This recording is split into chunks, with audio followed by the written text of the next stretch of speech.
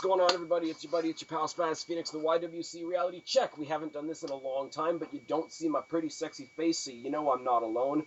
But before I introduce my guest and a new face to this channel, I want to point out a couple of things. One, the Q&A is up. Go back a couple of videos, put on your questions for the next Ask the Phoenix. Two, this video, SummerSlam predictions and a couple of other things, but most importantly, SummerSlam marks the 4th year anniversary of this channel, so above and beyond everything else, no matter what bullshit has happened, no matter what drama there's been, I want to take a moment to thank each and every last one of you for coming along for the ride, supporting, participating, collaborating, and such and so forth, and all that hoopla, as my guest would say. But you stole my line. I did steal your line. Bastard. Brand new voice on the Spaz Phoenix channel, Mr. OKayFabe. What's up, buddy? Not much. Thank you very much for having me. No worries, bud. We figured it out eventually. We mapped out days. There was a lot of triangulation, some trigonometry involved, but we got the schedule down pat, and it's science. It is, and as is typical for my channel anyway, we are doing this in fact at exactly ridiculous o'clock in the morning. Yeah, my watch stopped at who gives a shit. All right, man. For those of us who don't know where to find you. You are all over the internet. So take about 12 years and tell us all the different places we can find you. Jesus Christ, I'm on everything. I'm on YouTube.com/OKayFabe4, the number 4 ever. I'm on Twitter. I'm on Facebook. I just got back on Tumblr because that's a thing. I actually just launched a podcast. So I'm on Podbean.com and iTunes. Jesus Christ, where am I not? Pornhub. I'm under Spank Me Hard. Let's see, what other ones? No, I think those are the big ones. Those are the major ones. Oh, it's Spank Me Hard 32. I gotta make sure I get these right. I was gonna say, you're not gonna go for the cliche 69 in there, like 69. It was taken. Of course it was. I was actually thinking of doing 68 plus 1. At least it's not a 6.9, because those get awkward. Those hurt. Oh, yeah. Anyways, a couple quick little topics to knock out that I didn't have enough to make whole videos on, and then we're going to get into the bulk of this video, which is, of course, SummerSlam predictions. SummerSlam coming up this Sunday, and it's a hell of a card. But leading into this, we have rumors and as you would say, the hoopla going through the dirt sheets and the news and the Facebooks and the Twitters and all that sort of thing. One of them, at least one of them, in the face of all this, I think WWE, if you haven't heard, man, Connor, yeah, WWE has a network. How much is it? I believe it's $9.98, but I'd have to check. But with that network comes a new logo, and with that new logo, apparently comes a new belt. Have you seen it? What are your thoughts? I have seen it, and I'm not really surprised that WWE's kind of doing the whole revamping because they're trying to establish, and this is going to sound really cheesy and cliche, they're trying to establish a new era. You can't see me, but I'm doing air quotes. So I think that what they're trying to do is they're trying to make everything sleek, nice, and clean cut. And essentially the WWE Network logo is going to become the new WWE logo itself, which is essentially the same freaking thing. It just looks cleaner, nicer, and neater. So I'm not really surprised that they're going and pulling this stunt because they're just trying to get everything under the same, conformity and uniformity, I guess you could say. Well, here's my thing about it, and here was my first thought when I saw it. I'm like, okay, first of all, I had to roll my eyes. Second of all, if this is in fact going to be the new WWE logo, I'm a little more okay with it. If it's just the new title and they kept the scratch logo for the show, it'd be kind of ridiculous. I'm not a fan of the current WWE Championship style anyways, and this is just a modification of that, so we've modified what I already didn't like. Yeah. I've also heard, though, and what I will jump completely on board with, is if this is the new title, if the champion is going to go back to carrying one belt like it should be, I think I can swallow another bad design. Yeah, that's a fair statement. I mean, don't get me wrong. I'm kind of on the fence about having 2 belts. The only reason I'm on the fence about it is because I'm such a huge fan of the classic World Heavyweight Championship belt. But at the same time, it's kind of like, okay, you look a little ridiculous hanging that over your neck like a piece of sideshow bling, as JBL would say it. Well, here's the thing, too, and John Cena's not doing it any favors the way he's wearing. Coming out this week on Raw with the blatant, Hogan ripoff new Cena merch, the golden red, and wearing the belts like Hulkster's feather boas doesn't help the credibility of the championship at all, especially when he's trying to cut a promo about how important and how, vibrant and historic this is while he's wearing two belts linked together around his neck like a moron. Yeah, I'm surprised that he didn't go the route that Eminem used to wear the tag team title belts, like right on their crotch. Oh, yeah. Yeah, let's all remember that was a thing. That was a thing, but then you'd have to think that somebody other than somebody getting paid like Nikki would actually want to be down there. And yeah. Listen. You're from Mass. I'm gonna be kind of nice. Don't be. We're massholes. But I heard, this is just through the grapevine, that she would go down there more frequently for $9.99. Oh my god. Well played, sir. Well played. But no, in all seriousness, no matter who's holding the belt after SummerSlam, and we're going to get to that shortly, if we go back to like the theory itself of having one belt, one champion, I will be a little more okay with them throwing us another design. My problem was always, especially when we had no more brand split, and people on my channel are already rolling their eyes because I've said this 100 times. 2 world champions means neither one of them is a champion. If 2 people can say they're the best, then neither one of them is really the best. And as long as the one unified champion was carrying 2 belts, there's always that fear of, they're going to do a screwy finish one day, and there's going to be a tie, one person's going to take each belt, and then we're going to have 2 champions again. So you draw, so you get this one, and I'll keep this one. What are we, back in kindergarten, sharing is caring? This is BS. Well, when they did the unification match at TLC, which I really did think was ridiculous to do it on a B pay-per-view, but it was a nice way to end the year, I'll give it that much. Everybody was speculating that with both belts hung up, it was going to be some bullshit finish where Randy would grab one and John would grab one, and we would still have 2 champions. Thankfully, that didn't happen. They have that little awkward golden, corral thing that they used. But in the long run, I don't like the title. I don't like the title we have now. You're absolutely right. If we could get the the quote unquote big gold belt as our only belt, obviously that would be key. But if it means going more with the theory of it, that we can go back to having one champion with one belt, I can swallow the new design, even though it's not that great. Yeah, I mean, beggars can't be choosers in this scenario. I mean, obviously, the more diehard wrestling fans would like to see that old one, because I think in a lot of fans' eyes who are more, and I'm not trying to split hairs or insult anybody here, but I think people who are more of the pure wrestling fans in terms of the actual athleticism and all that stuff, I think they would much rather see that one, because they associate the World Heavyweight title with WCW, the NWA, and the lineage of that. Whereas the WWE is more of an entertainment-ish belt, or at least it has been in more recent memory. Obviously, there's exceptions, but that's just where I stand on it. I mean, a lot of people, and just to branch off a little bit, a lot of people don't like the design of the tag team championships. I don't know where you stand on that. Oh, you mean the pennies? Yeah, the pennies, fair enough. It's a different kind of design. It's not what anybody expected when they were introduced. Where I will go with it 100% is, what is a tag team? A tag team is 2 warriors, and that's exactly what you've got on the plate. On the world title right now, you've got a logo. A corporate logo. That's why I will defend to the hilt. I will defend to the hilt the tag team championship belts that we have right now, when the world title is a bedazzled corporate logo. Yeah. I really want to be there, like, hey, you know what this logo is missing? Someone grab me that bedazzler. No, Vince has got it. Don't worry. Hey, grab one of the rejects from Twilight and shake some glitter off and onto the belt. Oh, he ran out of that. He ran out of that after the 3rd movie.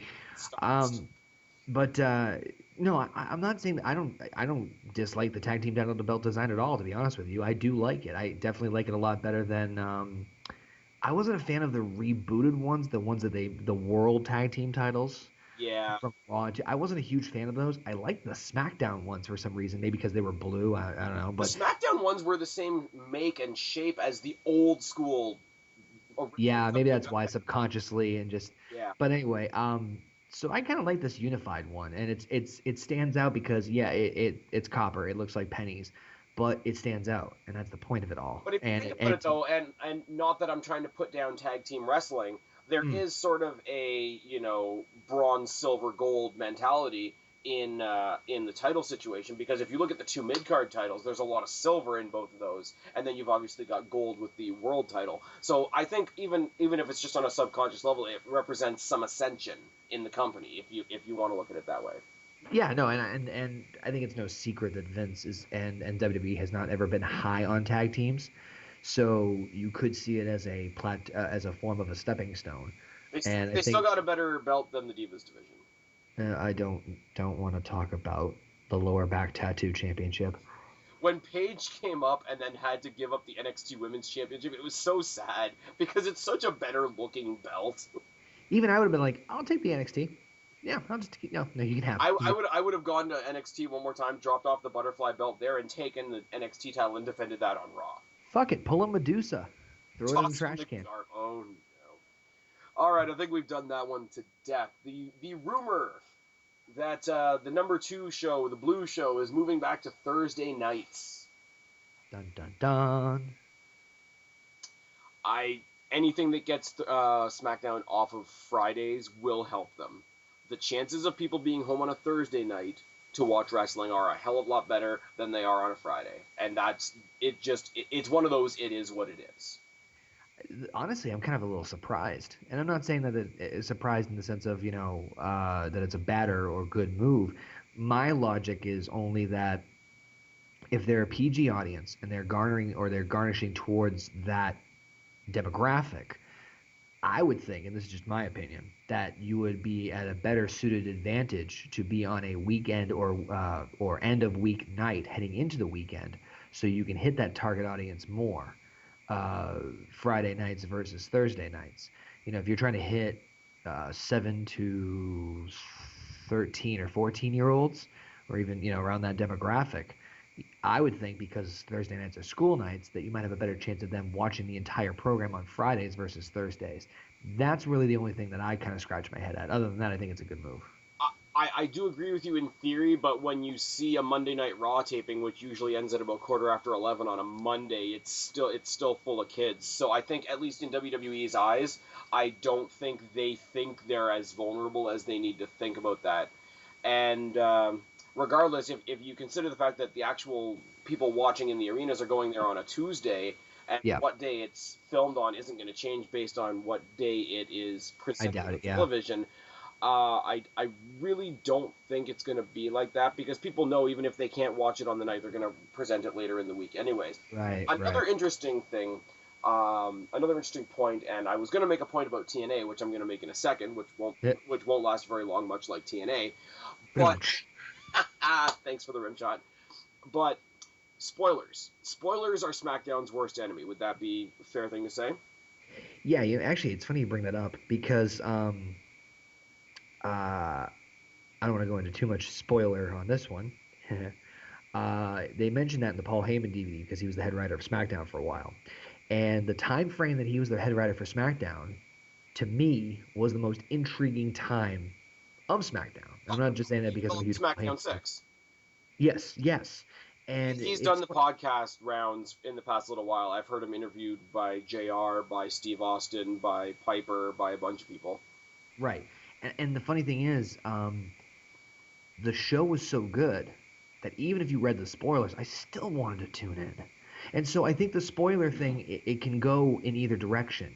Because, and this is something that I've been asked before, is why don't I do spoilers on my channel? And the main reason I don't do spoilers on my channel is because spoilers can only tell you so much. They only tell you the match results, they tell you little things about this that advance the story of what's going on. But sometimes you got to sit and watch it, because they might miss segments, they might miss backstage things, or it's obviously on the perspective of whoever is writing the spoilers. If they think the match sucks, I might think the match is fantastic, or vice versa. Well, here's the thing about that is SmackDown. SmackDown's always, even though it's seen as lesser than Raw, which, let's face it is most of the time, but it's a lot of repeat, etc., etc. But there's a lot less story that happens on SmackDown. You're getting a lot of repeats or a lot of rematches or whatever. There's more time devoted to matches. And you can look at a match and you can see who won, but you can still look at it and predict, hey, I bet that was a good match. Oh, okay. Cesaro versus Ambrose fought on SmackDown for 20 minutes. Hey, here's the guy that won, but I'll bet the match was fucking phenomenal. But even if you look at it from a perspective of spoilers being bad, spoilers right now get written on a Tuesday, and they have till Friday to breathe. And if you haven't read a spoiler by Friday, it's because you're trying to avoid it. If the spoilers have less time to breathe, I think, combined with the fact that people actually have weekend plans, I think that'll get more people watching. It'll be a closer effect to if SmackDown was also live. So you're saying that, like, to narrow the gap? Yeah, because I mean, like, let's say it was filmed on a Tuesday and the show went on like Wednesday evening. There wouldn't be a lot of time to breathe. There wouldn't be a lot of time. It would be happening Tuesday. People would go to work or school or whatever Wednesday, and here's the choices. I can pop on the TV and watch the show, or I can choose not to and read about it instead. Right. Like, I don't think that'll fly too much. Like, I've always said the two biggest things that need to happen with SmackDown is it needs to get off Fridays and go somewhere else, or it needs to be live. I think that going live would be great, except it's lacking in structure big time. It's lacking in structure, I think partially because they don't want to put anything big on it right now, because anything big they do on SmackDown is going to be spoiled. Therefore, they save all their big stuff for Raw. Therefore, SmackDown gets labeled as the B show. Like, all these elements kind of domino into each other. And it would be more expensive for them, and I know that, but it would be a lot more feasible if SmackDown was live. Yeah, no, I totally agree. I just feel like, and I also agree with the fact of them not risking anything because it's taped. But so in essence, it's kind of like you're killing your brand at the same time, though, because now SmackDown is perceived as many, and I've said this before too, as Raw Part 2. Well, and here's the thing too, because we can even watch. We watch Main Event live on Tuesdays, whether you've got a stream of it, up here in Canada, or whether you've got it, on the network down there with you guys.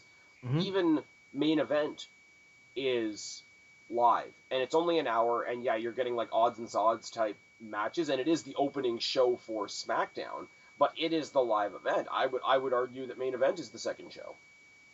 Oh yeah, absolutely. Especially with the way they've been promoting it too, and then they've been putting bigger segments on Main Event, which Main Event is on the WWE Network that you can get for $9.99. Enjoy that fat WWE paycheck, by the way. Hey, they sent me $9.98 instead, and then they sent me a free Brooke Hogan. So you got your change back. Hi, Brooke. Hope you're listening. We are bad people. It's good times. It really is at 1 o'clock in the fucking morning. But hey, there's an exchange rate. It's 105 up here. Well, my clock just changed. See, you're in the future. What's the future like? I'm getting way distracted. But no, it stings because I think they should have switched around. It really makes me scratch my head because don't get me wrong, I think Main Event's a cool show, but a lot of people before they started pushing it looked at it like, oh, it's another Superstars. Awesome. I would be much rather give them the time, effort, and energy, and rather switch that around to SmackDown and give SmackDown the platform to really rise up. Because if this point you cannot tell that SmackDown is the bitchiest show of them all, I don't know what you're watching. Well, here's the thing, though, too, and if you got to think about it, because I try to go to a fair amount of live events when they come here to Toronto. But I've been to the super shows. I've been to like the things where they've done Raw, SmackDown, and everything in between all in one shot. But even if you just go to SmackDown, now, Main Event is basically the dark matches of SmackDown. Now follow that through for a second and try to follow WWE's logic. The dark matches of SmackDown are live. SmackDown is taped. Yeah, that's a thing. Welcome to Bizarro World. Canada is Bizarro World. Just ask Jerry. Actually, sometimes Boston's Bizarro World too. Believe it or not. Cena. Sorry, bud. It's okay. But yeah, there's a whole lot of good to be said for SmackDown changing how they do things, possibly being live and definitely not being on Fridays. Oh yeah. Now, as much as we've been making fun of it so far in this little confab that we're having here, the WWE fans. And I say this, and I mostly mean our good friends here in the YWC, IWC, a lot of them are really good at complaining. Would this be fair to say? No, you stupid idiot! I'm never gonna be on here again. I can't believe you'd say that. Oh, we're the exception, obviously. You know, Oh, then yeah. Daniel Bryan's the next Cena. Moving on. But I think it's funny when, you know, people will sit there and they've decided before Raw comes on that it's going to be bad, and they'll pick it apart, and they'll pull strings, and they'll just do whatever they need to do to back up their initial statement of, oh, Raw's going to suck tonight. It's no more obvious than when people complain about shit like the app and shit like the WWE Network and the $9.99 thing, right? Now, I love WWE sometimes. I don't like the fact that WWE fucks with the fans. I really don't, except for when I do. And 2 weeks ago on Raw, when Triple H did the $9.99 thing and trolled the hell out of everybody, and then the friggin' announcers did it throughout the night, and then everybody else blew up, and it's like, oh my god, look, we told you so, look at how bad they're pushing it. I'm like, no. You guys have made such a piss match of this for so long. They're mocking you. They're trolling you, and you're pissed off because it's working. And just like the whole Battleground thing, the Triple H promo he made after Battleground saying, you know what, I didn't like it, so I'm going to tweet about it, and me and my friend Mark are going to complain.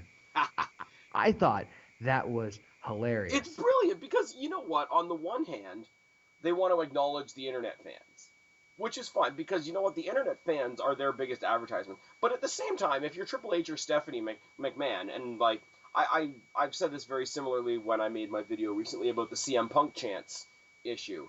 There's times where you want to take it and you want to have some fun with it, but I'm sure there's some times where they just want to tell the fans to fuck off.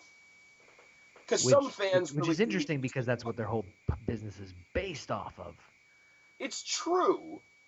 It is true. But the people that are complaining just for the sake... And I'm gonna get to this very specifically when we get to one specific match during SummerSlam. Okay. But I'm talking about the fans that have decided, with no basis on the show, that have decided before the show even starts that they're going to complain about it. You gotta know that Triple H and Stephanie and whoever else is up in their echelon there really wants to tell them to fuck off sometimes. So this is their way to do it and to have fun with it and be entertaining with it. You know, you jab the fans that are annoying you a little bit. The ones like me that sit back and laugh at those fans are having a bigger laugh now, and ultimately, you're having a lot more fun promoting your product. So, absolutely. So, and I think it's brilliant. I really do. And even if the fans want to be pissed off, who's trolling them?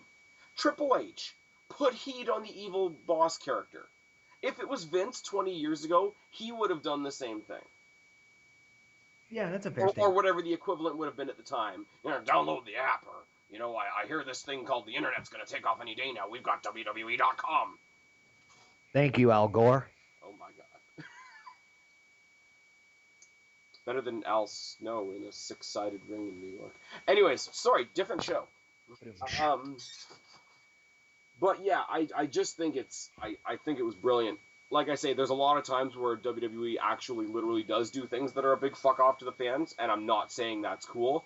But sometimes like this, A, I can get why they did it, and B, they did it in a constructive, entertaining way. I don't see any problem with it whatsoever. No, and I think that people are... It's funny, because I have not seen any actual complaints about this yet, but if you don't notice, if you can't take the subtle hints of him poking fun at things, you might want to rethink the way you look at life or look at certain things. You might want to take a look at... I'm sorry, I've loved wrestling for as long as I can remember, but you might want to take a look at how seriously you're taking certain things. And I don't say that to be offensive. I say that as just, you know, we all love this crazy thing called wrestling that we watch, but everybody breathe a little bit. Let the A's breathe like fun. Dongo. So what we have next week is a bunch of dancers coming out with microphones saying, $9.99. You know what I also hear you can get for your $9. This is really bad. So there's two options. You can either get the WWE Network for $9.99, or you can get a year subscription to Brazers for $9.99. This is a legit thing. Look it up. Oh no. Yeah, it's true. Oh, you went there. I don't have anywhere to go from there. So not that I'm subscribed to that one or the gold package. Oh my God. I don't want to think about anybody with a golden package. I just watched The Watchmen recently, and I can't get blue out of my head now. Well, just think, it could be that, or it could be Gold package. Star package. Let's go to, I'm pretty sure, Zeb Coulter's topic of the night, the firing of Alberto Del Rio. Mexico's greatest export has just been deported. So it's WWE's greatest deport? Yes, it is. All right. Next, well, let's go with the super obvious comment first. You can't go around slapping the office staff because you're not happy. Really? So every time Stephanie slaps someone or any divas slap Vince, so okay. Yeah, but she's tasted a lot of Triple H D, and she came from the Vinnie Mac D, so she can pretty much do whatever she wants.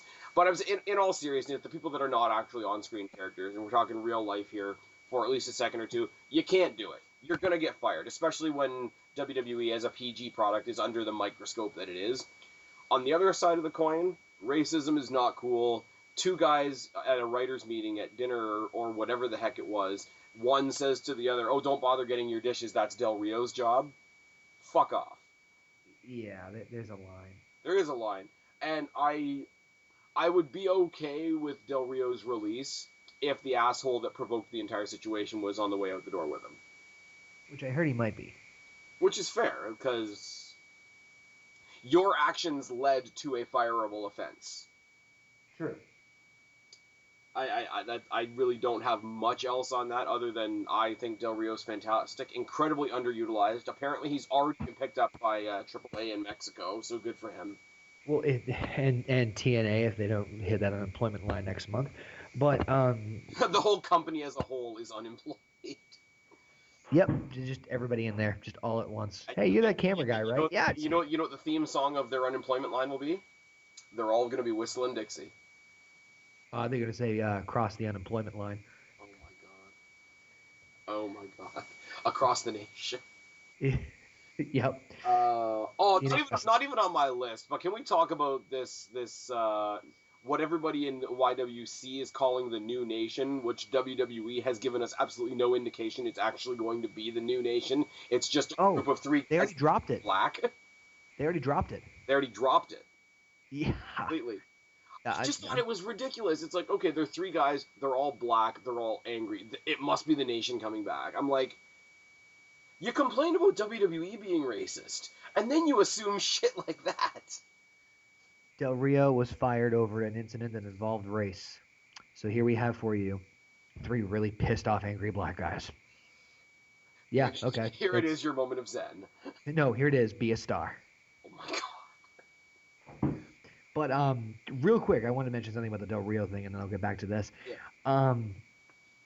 Del Rio was getting frustrated anyway. He was on his last year of his contract, and so I'm not really too surprised that things kind of came out, because I don't think he was going to stick around regardless, so it more or less sped up the process. But yeah, the whole faction thing, that apparently has already been dropped. Apparently WWE is not even referencing it on their live shows. Obviously hasn't been on Raw in a few weeks, so it's done already. There you go. I just...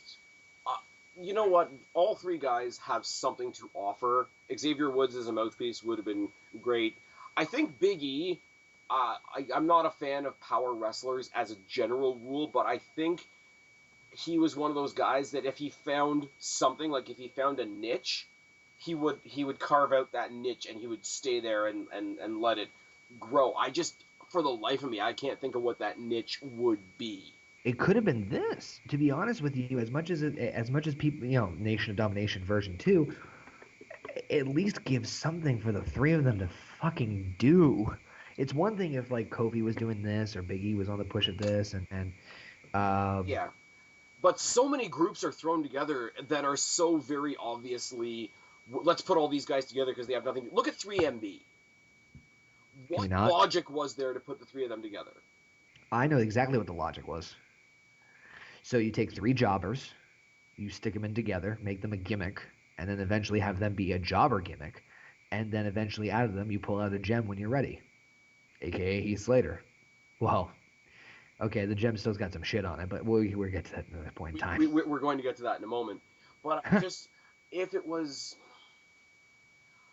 Now people are going to laugh hysterically at me when I say this, probably. Take Kofi Kingston out of the equation. If this was the way to bring Xavier Woods in, here's Xavier Woods, this cocky guy that's got a really good mouth on him, and he sees a guy like Big E who came from NXT just like he did, sees that he hasn't done anything really with his run yet, and says, "Hey, why don't you join up with me? You can be my bodyguard."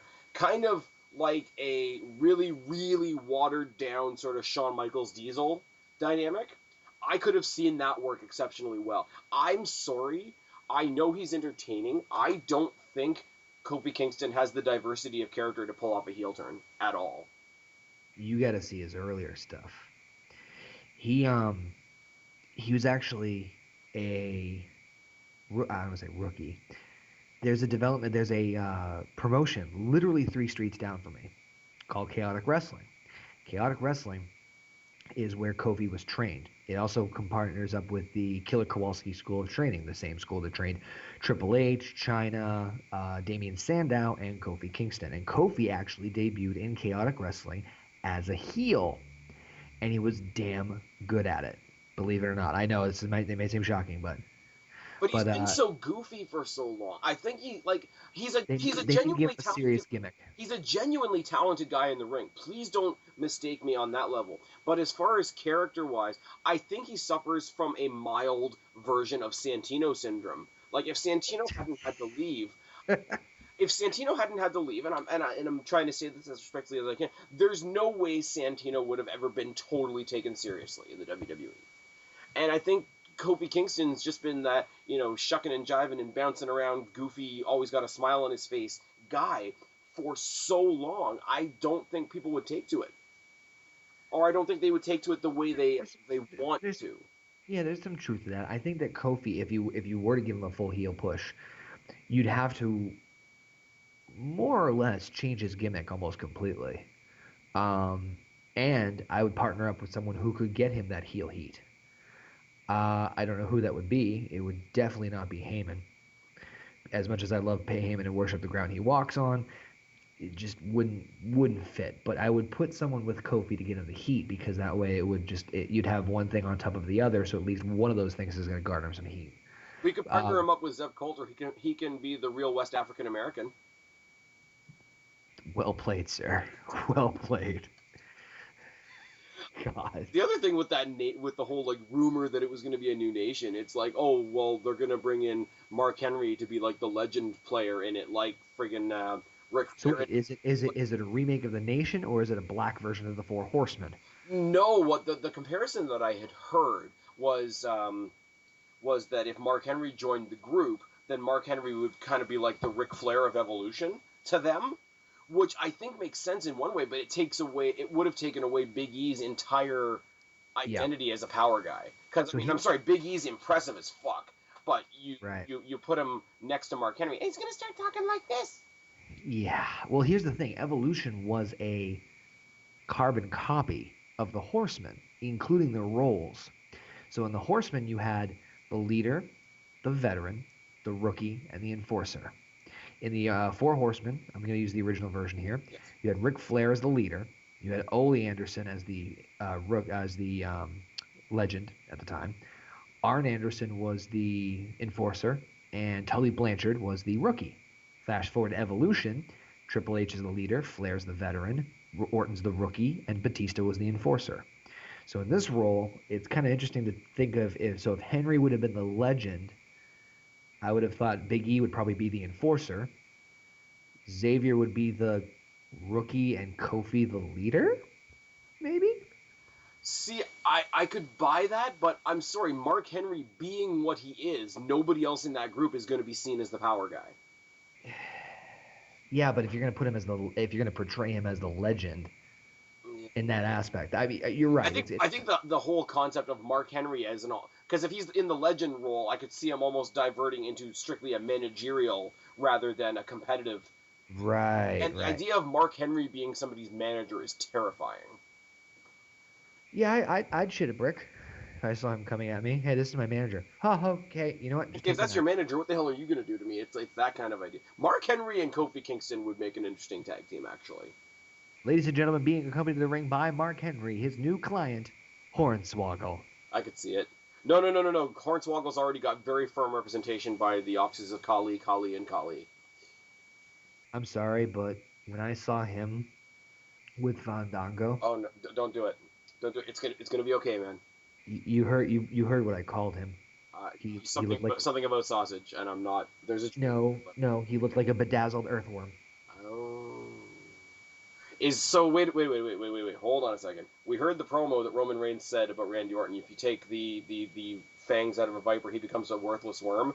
So if he knocks Randy Orton's teeth down his throat, does Randy Orton become Hornswoggle? Yes. That's unfortunate. It's kind of like it's like learning about Pokemon evolution for the first time. You figure like, okay, you just the right pieces, and then all of a sudden they evolve or devolve. In this case, Evolution is a mystery. it really is.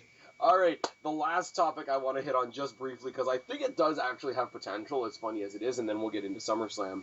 This supposed push that Mr. Heath Slater is getting. The one-man band, Heath Slater. Let's take this moment once again to remind us of the fact that he got beaten by 13 legends building up to Raw 1000, including Big Van Vader, the APA, Lita, Diamond Dallas Page, Doink the Clown, Psycho Sid, and Rowdy Roddy Piper. Didn't he beat somebody? He beat like the Goon or something like that, didn't he? I think he beat Doink, and then DDP came out and just gave him a diamond cutter. He's like, DDP Yoga, bye. DDP Yoga, and it's gone. And we're just going to go ahead and push DDP Yoga here, and it's gone. Yeah, but let's be honest. Like, the actual match on Raw 1000 was Lita, and I'd lie down for Lita. I would lie down several times for Lita. And up, and down, and up. And then sideways. But let's think, in the past calendar week or so, he's been one half of the victorious team over the Dust Brothers. He has beaten Mr. Money in the Bank and beaten a former world champion in Dolph Ziggler. Granted, under, like, scheming means and everything. And, like, that's the way it's going to be going forward, I think. But they could use this, like, accidental streak that he's on to have him, like, sort of slowly turn face and sort of become that next sort of lovable loser character. He was, until he attacked somebody after his match, whatever, until he went and did some heelish shit, there were loud Slater chants on Raw. It was this past match he had with Ziggler. He went to go shake his hand, and then he went to go kick him. Yeah, which is not good, because Ziggler will kill you. I don't know what the hell he was thinking. Look what he does to himself in a match. Now think what he's going to do to you. Well, here's the thing. I think, and I know this is a bit of a stretch here, I think Slater could be the next Santino. Oh, and that's basically what I'm going for. Like, if he gets this, like, lovable loser status to the point where the fans are behind him, even though it's horrible, he's going to be, I actually want to compare him more to Zack Ryder. I was just about to say that, yeah. Zack Ryder was supposed to be a horribly annoying, like, get him the fuck off my TV thing, and became, at least, like, in the underground internet world, became a friggin' dynamo. He was more over on the internet, and it's funny because it kind of saddens me to hear, like, he got his own way to get over, and he used the internet, which is one thing apparently WWE does not like, is internet fans. But that got him so over to the point that at Survivor Series at Madison Square Garden, they were chanting, "We want Ryder." Yep. He won the United States Championship and then lost it abruptly, and then that was the end of his push. I'm sorry, somebody as low on the totem pole as WWE sees Ryder, and I know this is kind of diverting a little bit, but I gotta say this. No matter what kind of big, huge, enormous stadiums they're going to these days, Madison Square Garden is still magic. Oh, yeah. You get it's a little typical to say, but you get over in the Garden, you're over. Well, there's so much history. Bruno Sammartino selling out the Madison Square Garden for well over 7 years. WWF, the Worldwide Wrestling Federation, the Capital Wrestling Federation, which was what Vince Sr. owned, they're constantly Superstar Billy Graham, Dusty Rhodes, the birthplace. Do you remember the TLC pay-per-view? It wasn't last year. I believe it was the year before or the year before that, where we came out of it. Cena wasn't there at all, for one thing, and I'm not. 2011. That was 11. I'm not even taking a jab at Cena at this particular moment, but Cena wasn't there. It was a fucking great show, especially for a B show. The next night on Raw, we felt like there was a page turning in the WWE, and that was because of three guys. It was because obviously CM Punk, obviously Daniel Bryan, but the third part of that trifecta was Zack Ryder. Oh yeah, absolutely, 100%. It's almost a crime that he hasn't.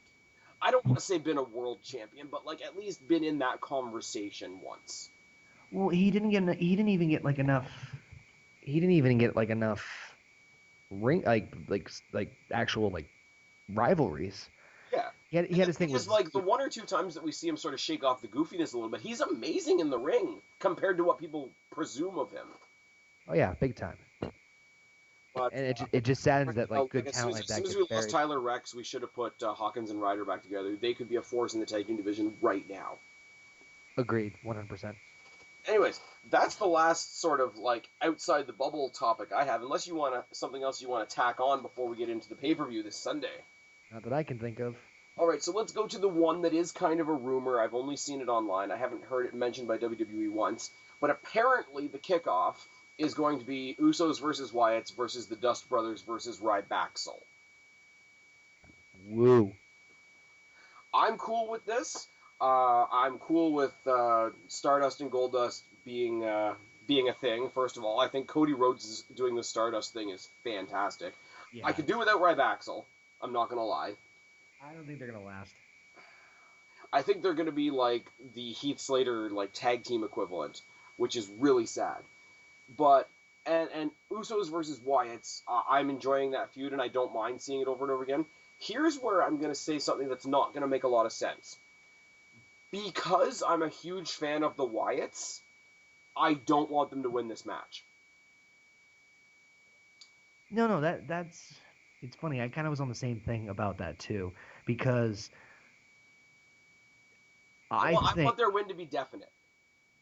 And this not is just that. as much as Four Corners matches are a lot of fun and hectic matches are fun. It's a pile of people match, which has its value. But if you're winning titles for the first time, it's a mess. It's okay. Did you really win, or did you win because there was a lot of other people involved? Right. And they've been smoked when it counted by the Usos every time. I would love to see the Usos win this match, have it strengthen their title reign a little bit. Look, they had 3 challengers and they still survived.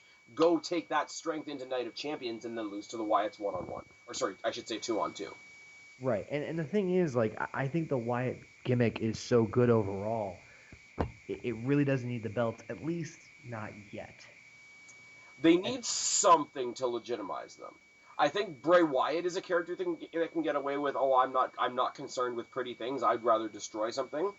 But look at these 2 followers that I've cultivated. Look what they've achieved. Like, I think the 2 sides of that, I think Bray Wyatt doesn't need a title, but Bray Wyatt needs his boys to win something. Right.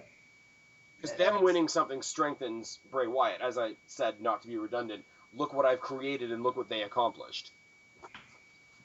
Yeah, I mean, the feud with the Usos was phenomenal, and I think that maybe they might have stretched it out a little bit too much, but maybe looking back on it, maybe giving them the belts even for a short term wouldn't be a bad idea, because what else can they really do other than help back Bray up?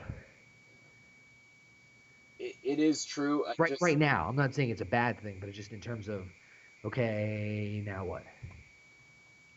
Well, it is, but I think it'll break WWE of the habit of constantly throwing them in 3-man situations. I think, although they are a unit, I think they need to develop separate feuds, which they do. But every time they do, it's like, okay, Wyatt's facing Cena, the Wyatts are facing the Usos, so now it's all 3 Wyatts versus Cena and the Usos. Now it's all 3 Wyatts versus Jericho and the Usos. Whereas I think if you gave them a little bit of room to breathe, still establish their unity, still establish that they'll be there for their leader when he needs them, but they also have their own things in mind. Like, have them win the titles. And like I say, not only not in this match, in a straight-up 2-on-2 match, but without the presence of Bray Wyatt. Like, I think they need to do that so that because they're fantastic in the ring. Nobody doubts what they can do in the ring, but as far as their personas go, they need to really play off that they're not just lackeys. Right. Yeah, and that's the thing, especially Harper. Harper's phenomenal. See, and here's the thing, I feel really bad for Rowan, because Harper looks like a lackey to Wyatt. Rowan looks like a lackey to both of them. and it's kind of like the way they portrayed, and it's mainly because of experience. Luke Harper had so much indie experience as Brody Lee that he has more. I think I could be wrong. I don't know too much about Rowan, but I believe Harper's had. I know for a fact Harper's had a ton of experience in CZW. I think he went to Ring of Honor a couple times. I'm not sure, but I know he's dabbled in a lot more independent promotions. And see, this is where you have the knowledge and I fall down, so it's nice to have you on the show. Yay! Well, I'm so bored. Just Literally, taking up so much of your time. What's that? Well, you said you're so bored. I said I'm sorry to be taking up so much of your time. No, you're not at all, my good friend. Anytime I can drop some wisdom on. But he's had so much experience on his solo act that I think that's just a natural thing for him to stand out more. And I think, and again, I don't know how much experience Rowan has, I think that's just what's naturally happening with Harper. So I would really not be surprised if Harper ends up standing out or away from the group to feud with Wyatt, even at WrestleMania 31. I wouldn't mind seeing that, but the problem with that is, and you run into Shield syndrome, where it's like, okay, the Shield split up, okay, who's going to fall by the wayside? If the Wyatt split up, we know who's going to fall by the wayside. But you can do that in a different direction. You can have Harper tease off, and then you say, okay, which side are you on, Rowan? And then that's how you weave the web. If he is seen as the weak link of the group, how do you make his decision feel important? Like how would you book the guy that's made to look the weakest in the group? How would you book him to look important if they did that split? You give him credible single victories. That's the only way you can do it, because if you do it with Wyatt at ringside, it kind of breaks the whole gimmick. Yeah. And I think that what you do is you have Rowan on the rise. And then when you have Rowan on the rise, then he becomes even more a credible player, credible wrestler, credible whatever you want to call him. And then that's when it's like, okay, are you really going to follow the buzzards, or are you going to do your own thing? Because you can clearly prove that you're on your own. Will you take that extra step, or are you going to just stay loyal to this man? Or are you going to come and break away and be your own man like I have? So it's kind of one of those manipulation, mind control things, because essentially that's exactly what it is. Or would he pull an AJ Lee, be like the unsuspected third person in the situation, and while they're trying to manipulate him, he manipulates both of them, flips them both the bird, and fucks off. I wouldn't mind that swerve either, keeping him heel but away from Bray. Because let's be real here, Bray's character is going to be strong with or without the other two. And here's the thing too, like, I don't think Wyatt needs the Wyatts. But at the same time, I think as somebody watching them, I want him to have them, because they're an extension of him, and like, you know, this whole like cult leader type personality that he puts on needs a pod, for lack of a better term. It's like, here's all this power that I wield, and this is what it did, and this is what it grew into. You know, you turn into that kid in 5th grade that's, you know, growing bean plants in wet paper towel. If I tell you I can grow something, at least I can hold up this little paper cup and say, look, it grew 3 inches today. Whereas, you know, with Luke Harper, it's more like 10 feet, but, you know. That's what she said. Oh my. Lying down. Oh my. But no, damn, I like your idea of a Harper versus Wyatt, because I think it's happening very subtly, but we're seeing that Harper is also amazing on the mic. He's fantastic. Like I said, you go back and watch some of his stuff as Brody Lee, it's fantastic. Suicide dive from somebody that's like almost 7 feet tall is pretty impressive, no matter who you are. Oh, God, yes. Okay, so if this match is in fact a thing, who do we... Okay, I'll do this in 2 steps. Who should win? Who do we think will win? You go first. Bray will win. Harper should win. Bray isn't in this match. Oh, I'm sorry. Which one were you talking? Oh, between... I'm sorry, Rowan and... No. I'm talking about the actual match that's happening on Sunday. Oh, sorry. I thought in this tag match that started off this whole ramble. Oh, Usos, Wyatt's, Dust's, Rybaxel. Can you tell I have ADD? It's okay. I have XYZ. I've got some alphabet soup. I'll share some. We'll figure it out. We'll make a whole sentence out of it eventually. Got there in the end. That's fantastic. How you able to comprehend that, I have no idea. Usos, and I'll tell you why, because there's another tag team that's coming in. You're talking about the Ascension? Yes. Ascension versus the Wyatts. Now that would be phenomenal. Here's something. If he was healthy enough, and this is a big if he was healthy enough, and this is where somebody like Steph is going to roll her eyes at me a lot, the Wyatt family as a whole versus Ascension and The Undertaker.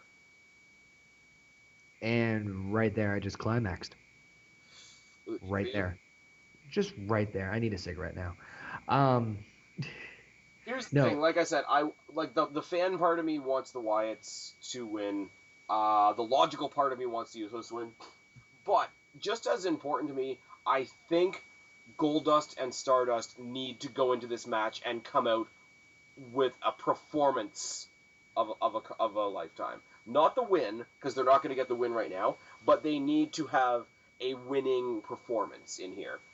I want the Usos to win. I think the Wyatts are going to win, which is ultimately what I want, but not how I want it. So I'm really just not a happy kid.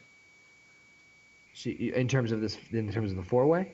In terms of the 4-way, any other time, I would say I want the Wyatts to win. Right now, I want the Usos to win for the reasons I said earlier, but I think this is where they're going to give it to the Wyatts, which is going to give them a less than impressive first title victory, but ultimately it gets the belts where they need to go, so yeah. I can live with it. I mean, considering that they're probably going to split up Ryback soon anyway, and they're probably going to replace... Ryback's not going to touch gold. No, hell no. Well, Ryback isn't going to touch gold anyway. Like, they could repackage Axel, put him with somebody else. What I would do is I would keep the 4 teams as separate as possible, and then when you do the 4 corners, then it becomes a big fucking deal. So, for example, like, I would mix it up a little bit. So I'd have the Ascension fighting the Usos in place of Ryback, and then you do the Wyatts versus the Dust Brothers. And then that way you extend those tag team rivalries. Then you switch them up a little bit if you want to. And then you do another 4 corners down the road. And I think you would get an interesting dynamic with Goldust and Stardust versus the Ascension. Oh, yeah. Well, no, I agree. But the only reason I did that was because we've already seen Wyatts and Usos beaten to the ground. Yeah. I mean, I saw it... when did I see it? I saw it when they did a house show in Toronto not too long ago, and I saw Jericho's actual first match back before he had his match on Raw against The Miz, which was a phenomenal match that went about 25 minutes. But I also saw another round of Wyatts versus Usos, and just seeing that particular match in person, seeing the difference in size, the difference in speed, the difference in strength, is phenomenal, and it's from seeing it in person that I don't mind seeing it again and again and again, which makes don't get me. I was at Money in the Bank. It was phenomenal. It was fantastic. Bastard. But my concern is that WWE, like we were mentioning and talking about before, is that if they see something awesome and amazing, they will beat it to the ground. Which is funny. Which is a common complaint. And you and I are not nearly as negative as some people on here, but the common complaint is, we've seen this match too many times, or we've seen that match too many times, but yet, give us Bryan versus Punk 8 days a week, 25 hours a day. There's a difference, though. There's a difference between doing the same match over and over again, and there's a difference between portraying it for so long. How many times have we seen Cena and Orton? Way too many. But you space them out. That's how you keep it fresh. They just did TLC last year. Cena and Orton. Royal Rumble this past year. Cena and Orton. As much as I can't stand Cena, there's one match I can never see enough of, and it's Cena versus Punk. And I'll tell you why. Cena versus Punk is not about Cena, and it's not about Punk. Cena versus Punk is all the fans versus the WWE. It really is. I've done so many, and again, this is going to be another one of those situations where people that have been watching my channel for years are going to roll their eyes and say that I'm going into the same old diatribe again. But CM Punk speaks for us. CM Punk literally is the biggest member of the YWC. Yeah. In the pipe bomb promos that he cut and whatnot, and John Cena, to at least a lot of us, while he has his high points, and I will begrudgingly admit them, is a lot of what's wrong and a lot of what we're against, and he's the personification of it.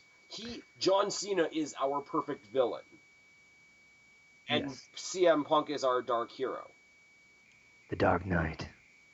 And you either die, you either job out a hero or live long enough that you future endeavor yourself. I butchered that.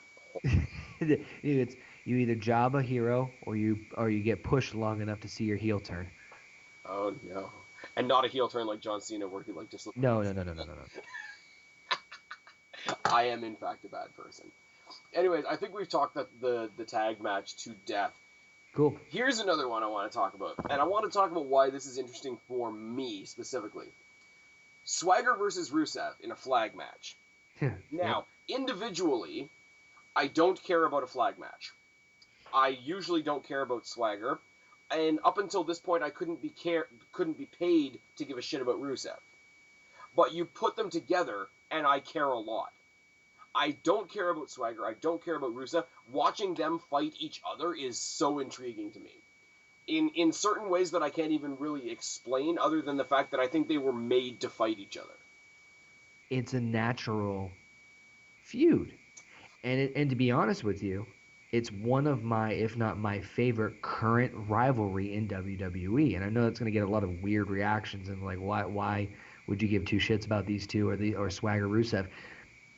One of my most common, I don't want to say complaints, but it is issues, complaints, bitches, is the fact that I feel like WWE programming and writing and storylines are way too complicated.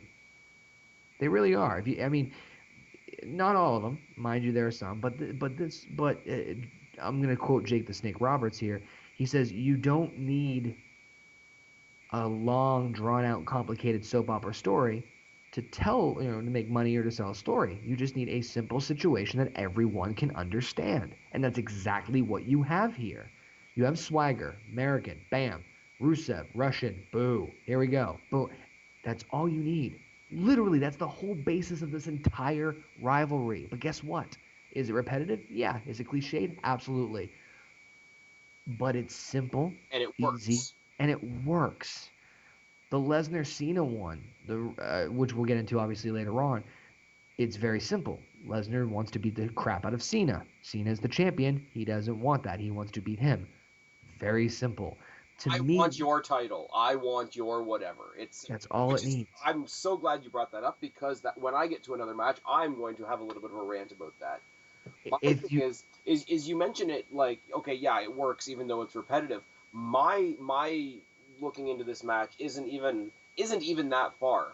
Because I hear a lot of people, yeah, it's repetitive. Oh, what are we trying to fight? The Cold War and what's this anti-American? It's been done 100 times, whatever. For me, it's not even that. When I was talking earlier about these two guys in the ring, I was literally talking about what they do in the ring, in the match.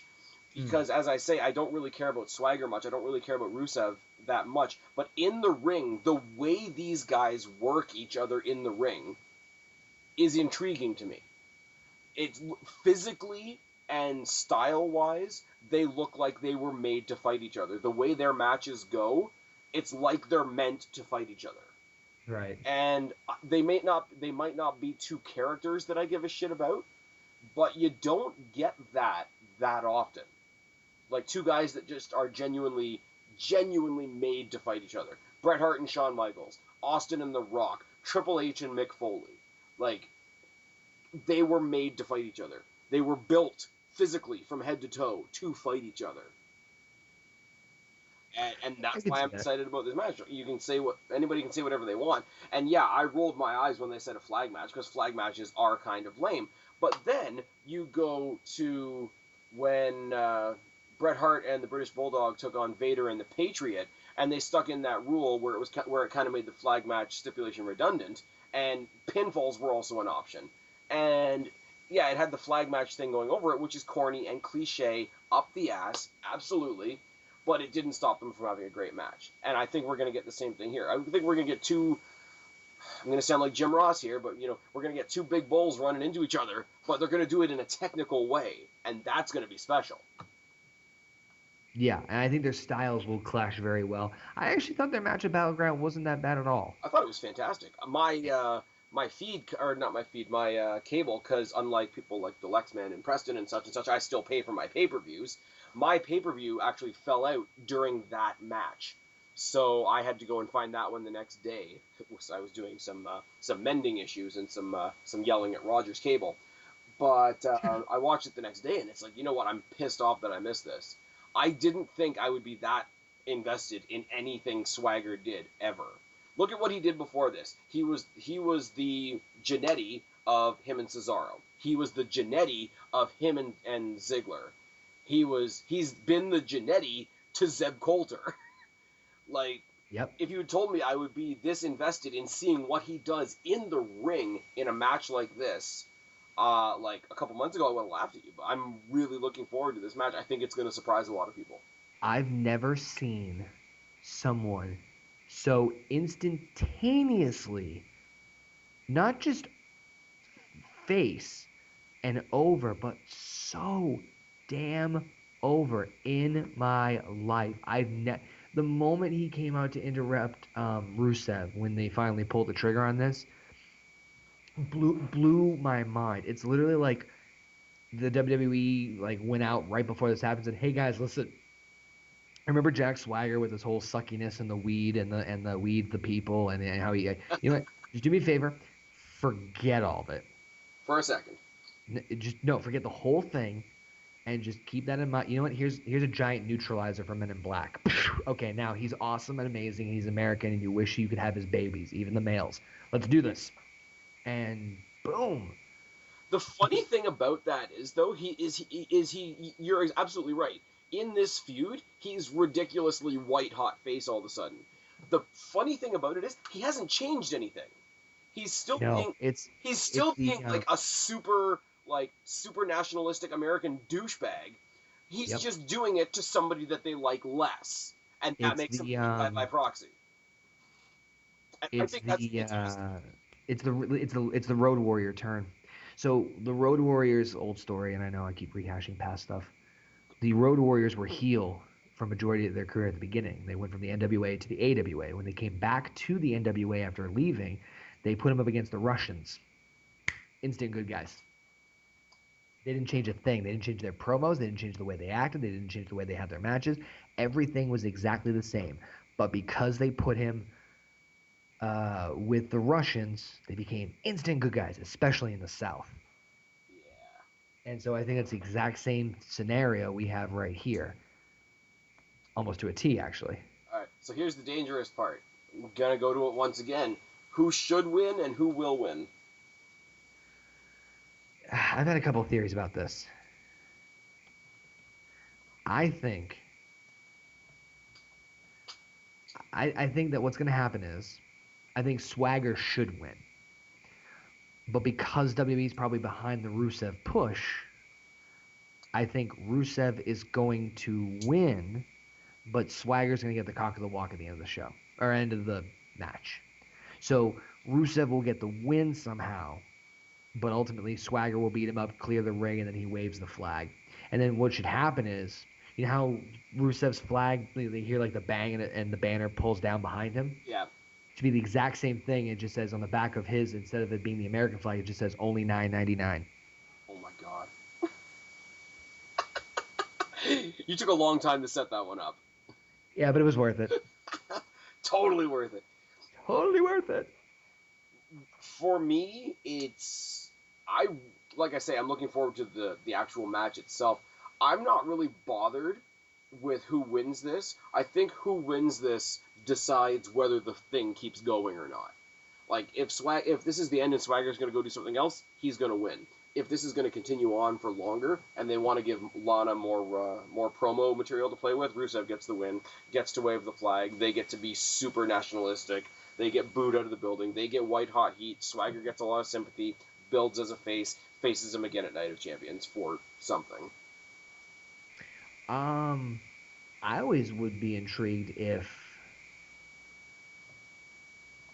they put the U.S. title on Swagger.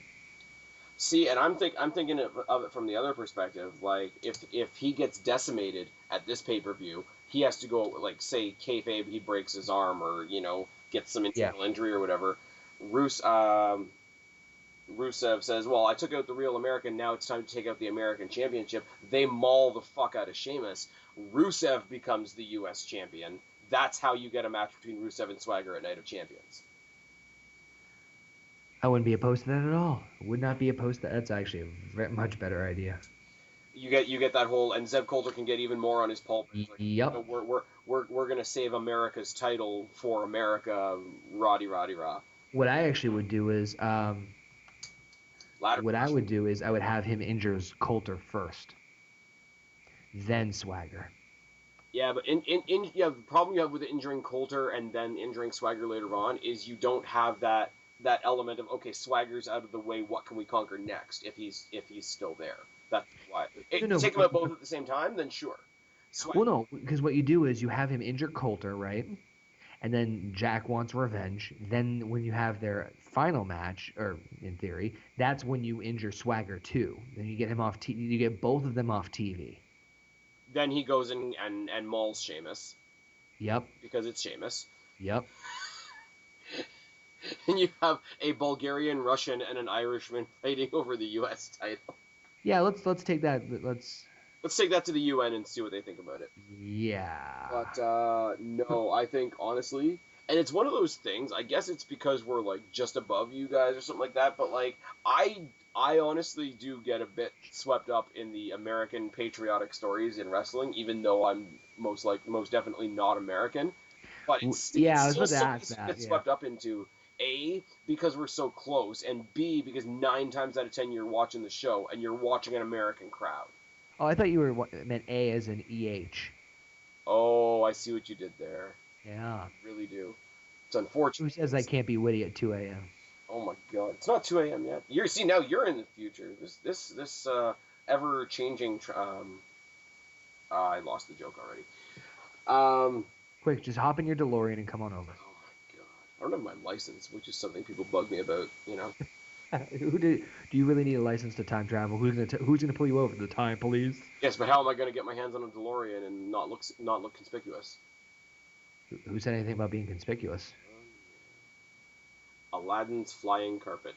For a moment, let's just say that it absolutely sucks. Robin Williams passing away. Yeah, I don't want to turn this around, but he was actually. Funny story. I did stand up for 2 years. Nice. Believe it or not. Shocking, I know.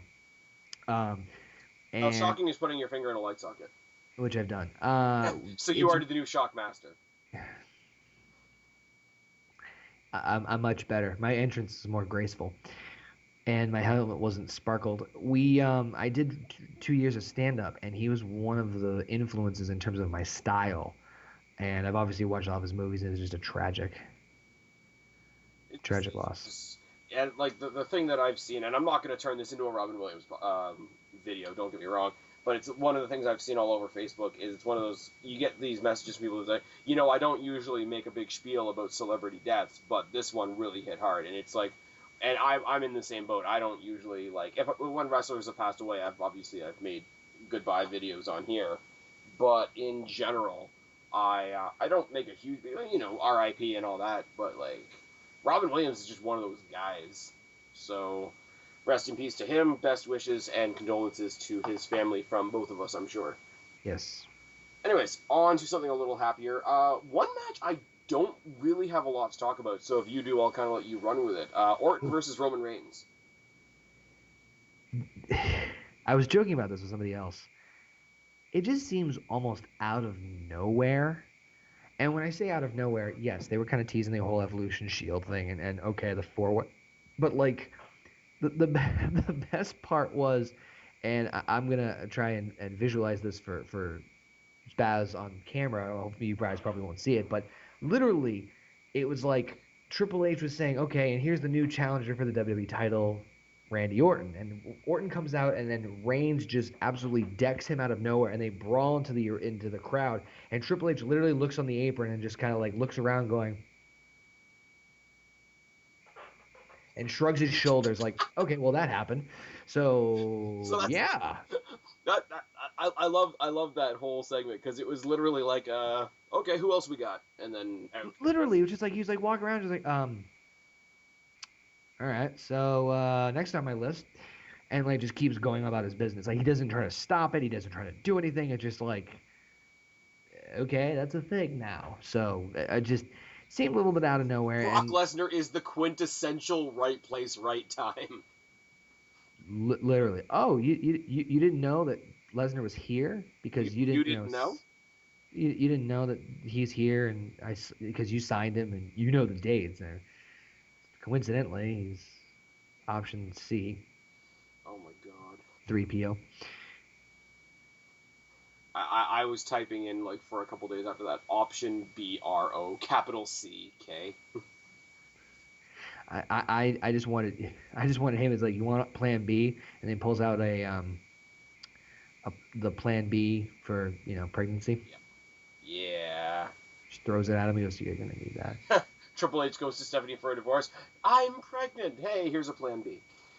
Anyways, we're rhyming off every meme that we've ever seen on Facebook now. This is getting off track. That shows how, but honestly, I'm glad we did that because it shows how little we actually have to say about this match. Yeah. It's going to be a thing. I think this is going to be one of those matches where we're really going to see if Roman Reigns is going to shoot up or if he's going to fizzle a little bit. Because it's the first one-on-one match that he's had on pay-per-view. Right. Yep. And That's true. what he can do. And Orton, it's kind of dangerous to do with Reigns because Orton is kind of directionless right now. It's like, I want to touch and Triple H says no, and yeah. Well, I mean, I think they're gonna turn him face. Who, Orton? Yeah. Oh yeah. I could see if they were gonna do that. The only thing that could possibly come out of that would be like Orton and Reigns versus Triple H and Rollins, and I don't think anybody wants to see that. Yeah, I know. Throw in Corp Kane and Dean Ambrose, you have a 3-on-3 again, but that's just recycled Evolution versus Shield, except 10 times worse. Yeah, who said recycling's a good thing? Jesus. Not even CJ Parker. Anyway, I want CJ Parker to come out with a recycling bin and just pull out all WWE's old storylines.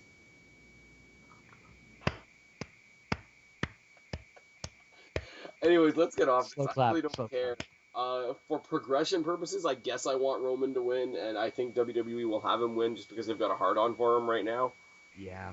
But other than that, I still think it'll be a good match, but I think as far as giving a shit, it's the least one on the card.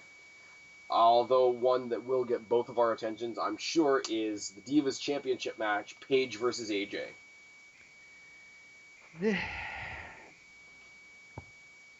In ring, these two have the potential to make the match phenomenal. The build hurts my head. Really? Because it's not bad, it's just confusing as fuck. Like, Paige is still not a clear-cut heel. And that's the part that pisses me off the most. Make it like, stop the pretending, stop the bullshit. Just fucking pull the trigger, make her heel, do this. Because they can do this, and they could do it long term. They could do this feud all the way up to Survivor Series, in my opinion. Even though they've already had the match at Battleground, the match at SummerSlam. Screw it, throw them in Hell in a Cell. Why not? If we got some other stars up from NXT, we could have a Team Brie versus Team AJ match at Survivor Series. Sorry, not Team Brie, Team Paige versus Team AJ. Okay, I was gonna say that. Sorry, misspoke. Got my matches mixed up. That's a little bit more acceptable. I wouldn't be opposed to that. Just that, like, I don't know. I feel like the build could have been so much better than what it was about the whole frenemies thing and just. And see, I find the whole frenemies thing to be incredibly sarcastic, and it is, and thus, well, of course it is. But I think that is what solidifies Paige as being a full-blown heel, because she's doing all these super aggressive, like, assaulting things to her, and then on top of that, mocking her with the idea that we were ever friends, that they ever had any respect, da-da-da-da. But I think with this idea, with Paige being rageful as she is, and AJ still being quite crazy, Paige comes at her with this crazy, like, sarcastic friends thing, and AJ, with her mentality, is able to give it right back. Yep, But, psycho bitch versus psycho bitch. yeah, right before they had their last match at Battleground, there was the part where Paige was on commentary and AJ just finished having a match, and they both sat on the announce desk and they were both like grinning at each other and exchanging so many pleasantries that it was so pleasant, it was bitchy, and it was so good because you felt it simmering. It was just under the surface. It's like one of True, but like that can only build for so much. Why didn't you just pull the damn trigger? Pushed her off the fucking stage. Oh yeah. So. But I think the whole keep the sarcasm going as long as you can, and then when they finally touch during the match at the pay-per-view, it has more. If they have a lot of random brawling or like at least preliminary matches on Raw, I think when they finally touch at the pay-per-view, it takes away a lot of the initial. Again, I go to the metaphor of the two bulls crashing. If they've touched before then, they're not crashing into each other. They've already crashed and they're just jostling horns. I think the impact of seeing them do their thing on the show is amplified by everything on the weekly shows being sarcastic and being manipulative and being like almost these catty games, almost like these it's almost like a psycho version of Mean Girls. Yeah. Pretty much. Just a lot more violence. Oh yeah. Mean Girls, after they were done filming, they all went into the back and either had an orgy or a brawl, one or the other. Why not both? Oh my. Oh my. I gotta borrow another Jerry Lawler line. What is it? I really hope that Diva's triple threat matches can turn into a love triangle. And the best part is though, you can have that for how much? $9.99. That's right. And if you pay the full $10, we can throw Lita and Caitlyn in there. And there is my consciousness I'm allowed to lose. Okay, so let's stay on the feminine swing of things for just a second and get what I'm honestly going to say is the most built match on this card. Sadly, Brie Bella versus Stephanie McMahon. So when you have more airtime for them than you do Lesnar Cena, you might want to rethink your strategy here with marketing. I think he's going to be one of the next people that's going to be part of the 7% that WWE cuts. But I digress. This is a love-hate relationship, much like the Paige AJ thing, and I hate to be repetitive, but I think the build for this is tremendous. One of the best naturally written, well done, well placed, well timed, well performed builds in a Divas match in quite a while. And that's saying a lot. However, I'm worried about the payoff. And I'm going to divulge this in general. I'm all for building up matches and the dream matches and everything. And sometimes I feel like the build is much better than the match itself. And so obviously when it comes to building up great matches or the build's kind of phenomenal, I kind of go, okay, wait a minute. How are they going to fuck this up? Because ultimately your payoff has to be how good the match is. You can hype up how good a match is no matter what. But if the match isn't, then it's all on you. So the Stephanie Brie thing, I think, has been very, very, very well done. Now comes the time where I'm worried because I'm not sure how they're going to perform in the ring. See, where I get around that is I use much of a Jeff Hardy or a Mick Foley comparison, and I'll bring that around because people are going to think I'm insane. You can't look at this match and expect a technical in-ring mat classic. Oh, I'm not. You just I'm not can't. at all. You can't look at it in that vein. It's like you watch an X Division match. It's not going to be that. It's going to be what it is. You watch a Mick Foley match. It's not going to be that. It's going to be what it is. Same thing with somebody like a Jeff Hardy or a Sandman or anybody like that. This match will be a spectacle. This match will be a very, very long segment. Because let's not be fooled. As much respect for Stephanie and Brie as I have, and I do, I hated the Bellas when they came in, Both of them, in their own ways, have made tremendous strides. Stephanie, for a non-worker, is great in the ring, and she's one of the greatest heels that company has, male or female. But it's not going to be a good match. It's going to be a spectacle. It's going to be, people are going to run in, there's going to be cheating, there's going to be manipulating the ref and all that. Because ultimately, as I say, as much as I respect these two women, the only reason this match or this feud is happening at all is to keep Daniel Bryan in the back of our minds. Yeah, no, I agree. And the Which thing is unfortunate, because they should get the credit of just going off and having a great feud. Yeah, no, I agree. The thing is, Stephanie is the current embodiment of the Mr. McMahon character. Yes. There's no denying that. So with that being said, obviously I'm not expecting a catch-as-catch-can wrestling match. I'm not expecting anything, in terms of actual in-ring product.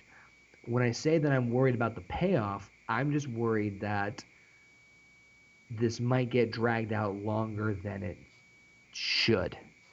Vince's matches, in general, were obviously very rough. Everybody will tell you that. Hell, everybody who's on his DVD will tell you that. So I'm not expecting. I'm expecting along that level with the Stephanie Bree match. The biggest question, though, is how do they know when the story's been told, enough's enough, and you're sucked in? I'm not worried that I'm not going to see a catch and rest. I'm not worried about that.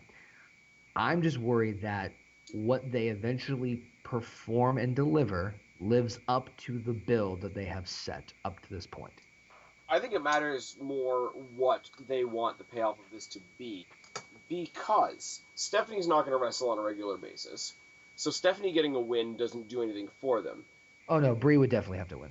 Bree winning, just straight up winning the match, doesn't really go anywhere either, because either she's going to have to start another feud from scratch, or she'll fight with Stephanie again at Night of Champions. What I'm thinking is one of two things are going to happen. We're going to get a run-in from that Megan chick that was on Raw this week, and that's going to be her kind of debut in the Divas match. And, you mean Claire Lynch? Yeah. But I've heard that the chick that was on Raw is actually a girl from the Indies. So if this is their way of introducing her, and she's going to use that as a springboard, and she's going to be, the Authority doesn't have an actual female wrestler in their camp yet. If that's their way of introducing her as that, then that's a good payoff. But I wouldn't pick her. If I had my choice of free reign, I'd grab Karma. It's true.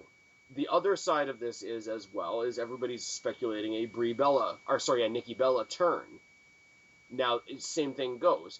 The Authority doesn't have a female in their camp. Like, they can send Brock Lesnar to bring them the world title. They don't have anybody to bring them the Divas title. They tried to send Batista and Orton to get the tag titles, but they don't have a female representative that's a constant wrestler. So if they want to use that Megan chick, then fine. I don't know anything about her. I can't say anything yet. If they want to use Nikki, it'll be even better, because who is going to be easier to hate? Who is, more John Cena-ish than John Cena's girlfriend? And to have John Cena's girlfriend be stamped as a corporate kiss-ass, which we all see John Cena as, she would be the perfect heel female addition to the Authority. If we have a payoff like that, and not only do we have a story for Nikki and Brie going forward, but they're feuding with each other, which is a family feud. And family feuds, even if they suck, have a drawing factor because they're family feuds. WrestleMania 2000. Absolutely. WrestleMania 20, Jeff versus Matt, finally. Yep. But I don't think that Stephanie is going to win or lose anything in this match. I think whoever the other person in the match is going to really tell the story of where it goes going forward. So I think it's going to be Nikki. Yeah. And with that being said, I don't know who's going to win, and ultimately it doesn't really matter to me who wins. How about you? I think Brie's going to win because Brie needs it, where Stephanie doesn't right at the moment, where it's kind of like, just think of it this way. If Stephanie beats Brie, where does Brie go from here? Nowhere. If Brie beats Stephanie beats Brie, we know we're going to get a rematch next month. That's where that goes. I think it's the other way around. I think if Brie beats Stephanie, we know because Stephanie's going to want revenge because they've hyped that up because, oh, I'm going to embarrass and humiliate her at SummerSlam. I don't think Brie, unless they did some sort of very controversial ending, which I wouldn't be surprised if they did, but I just don't think they're going to pull that off. I think they're going to try and get the blow off of, okay, Brie finally getting her hands on Stephanie McMahon. That's what I think. See, when they did this all in the first place, I thought they brought back Brie way too soon. I thought it would have been cool to see Nikki, who was getting picked on in Brie's absence, fight Stephanie for her sister's contract. And then later on down the line, as we got closer to Rumble or maybe even Mania, you could have had the Brie-Stephanie match. Yeah, I would have definitely dragged it out as long as I could. Yeah. Well, just so that Nikki has somebody that she's competing against, too, because all she did for the last, 2 months is get her ass kicked on Raw. Yep. But, yeah, I think either way we're going to get more than one match out of this. Either that... Oh, absolutely. Absolutely. Either that or, like I said, the Authority is going to find some sort of female mercenary to be their representative, which could be Nikki, could be this new chick, or could be somebody else entirely. There's a gaggle of female heels in the back that they can choose. Right. Anyways, going on next to Jericho and Wyatt. And this is where I'm going to take a point that you said a long time ago. Keep it simple. A lot more people than you would possibly even imagine have come to me or said in videos in general that this match has no drawing factor because they're not fighting over anything. And that there's no story. We've never been given a reason for these guys to fight, whatever.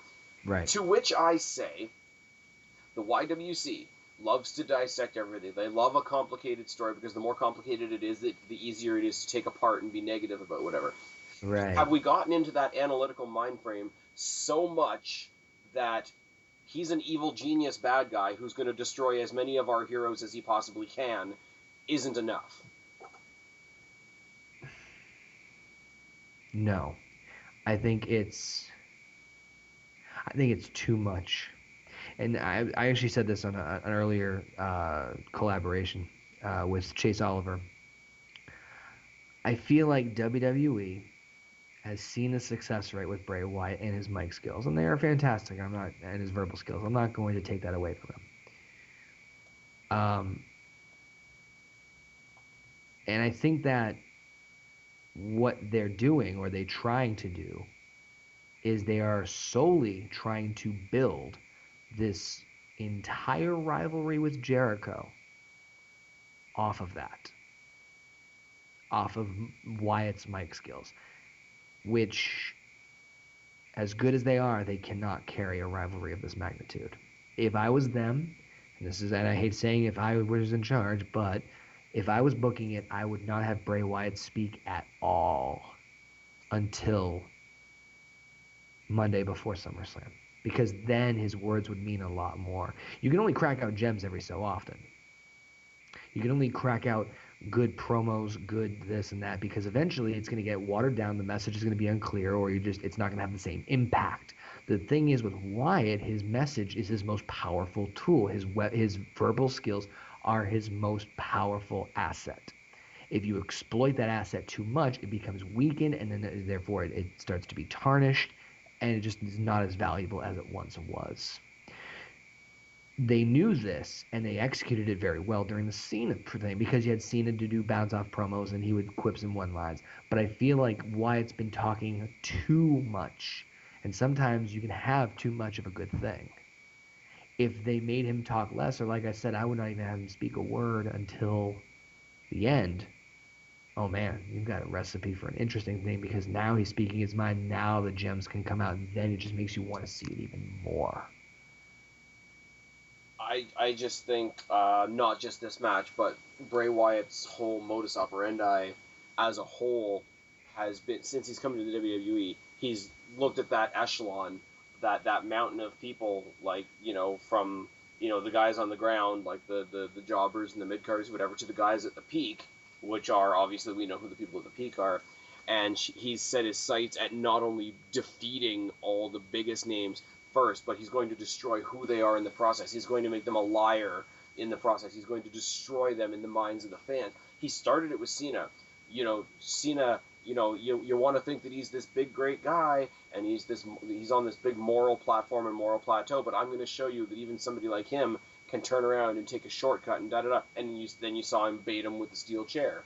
You saw him bait him by, being trapped in a hardcore match like a steel cage where there are no rules, hoping that he would do something bad so that his goodness would then be a lie.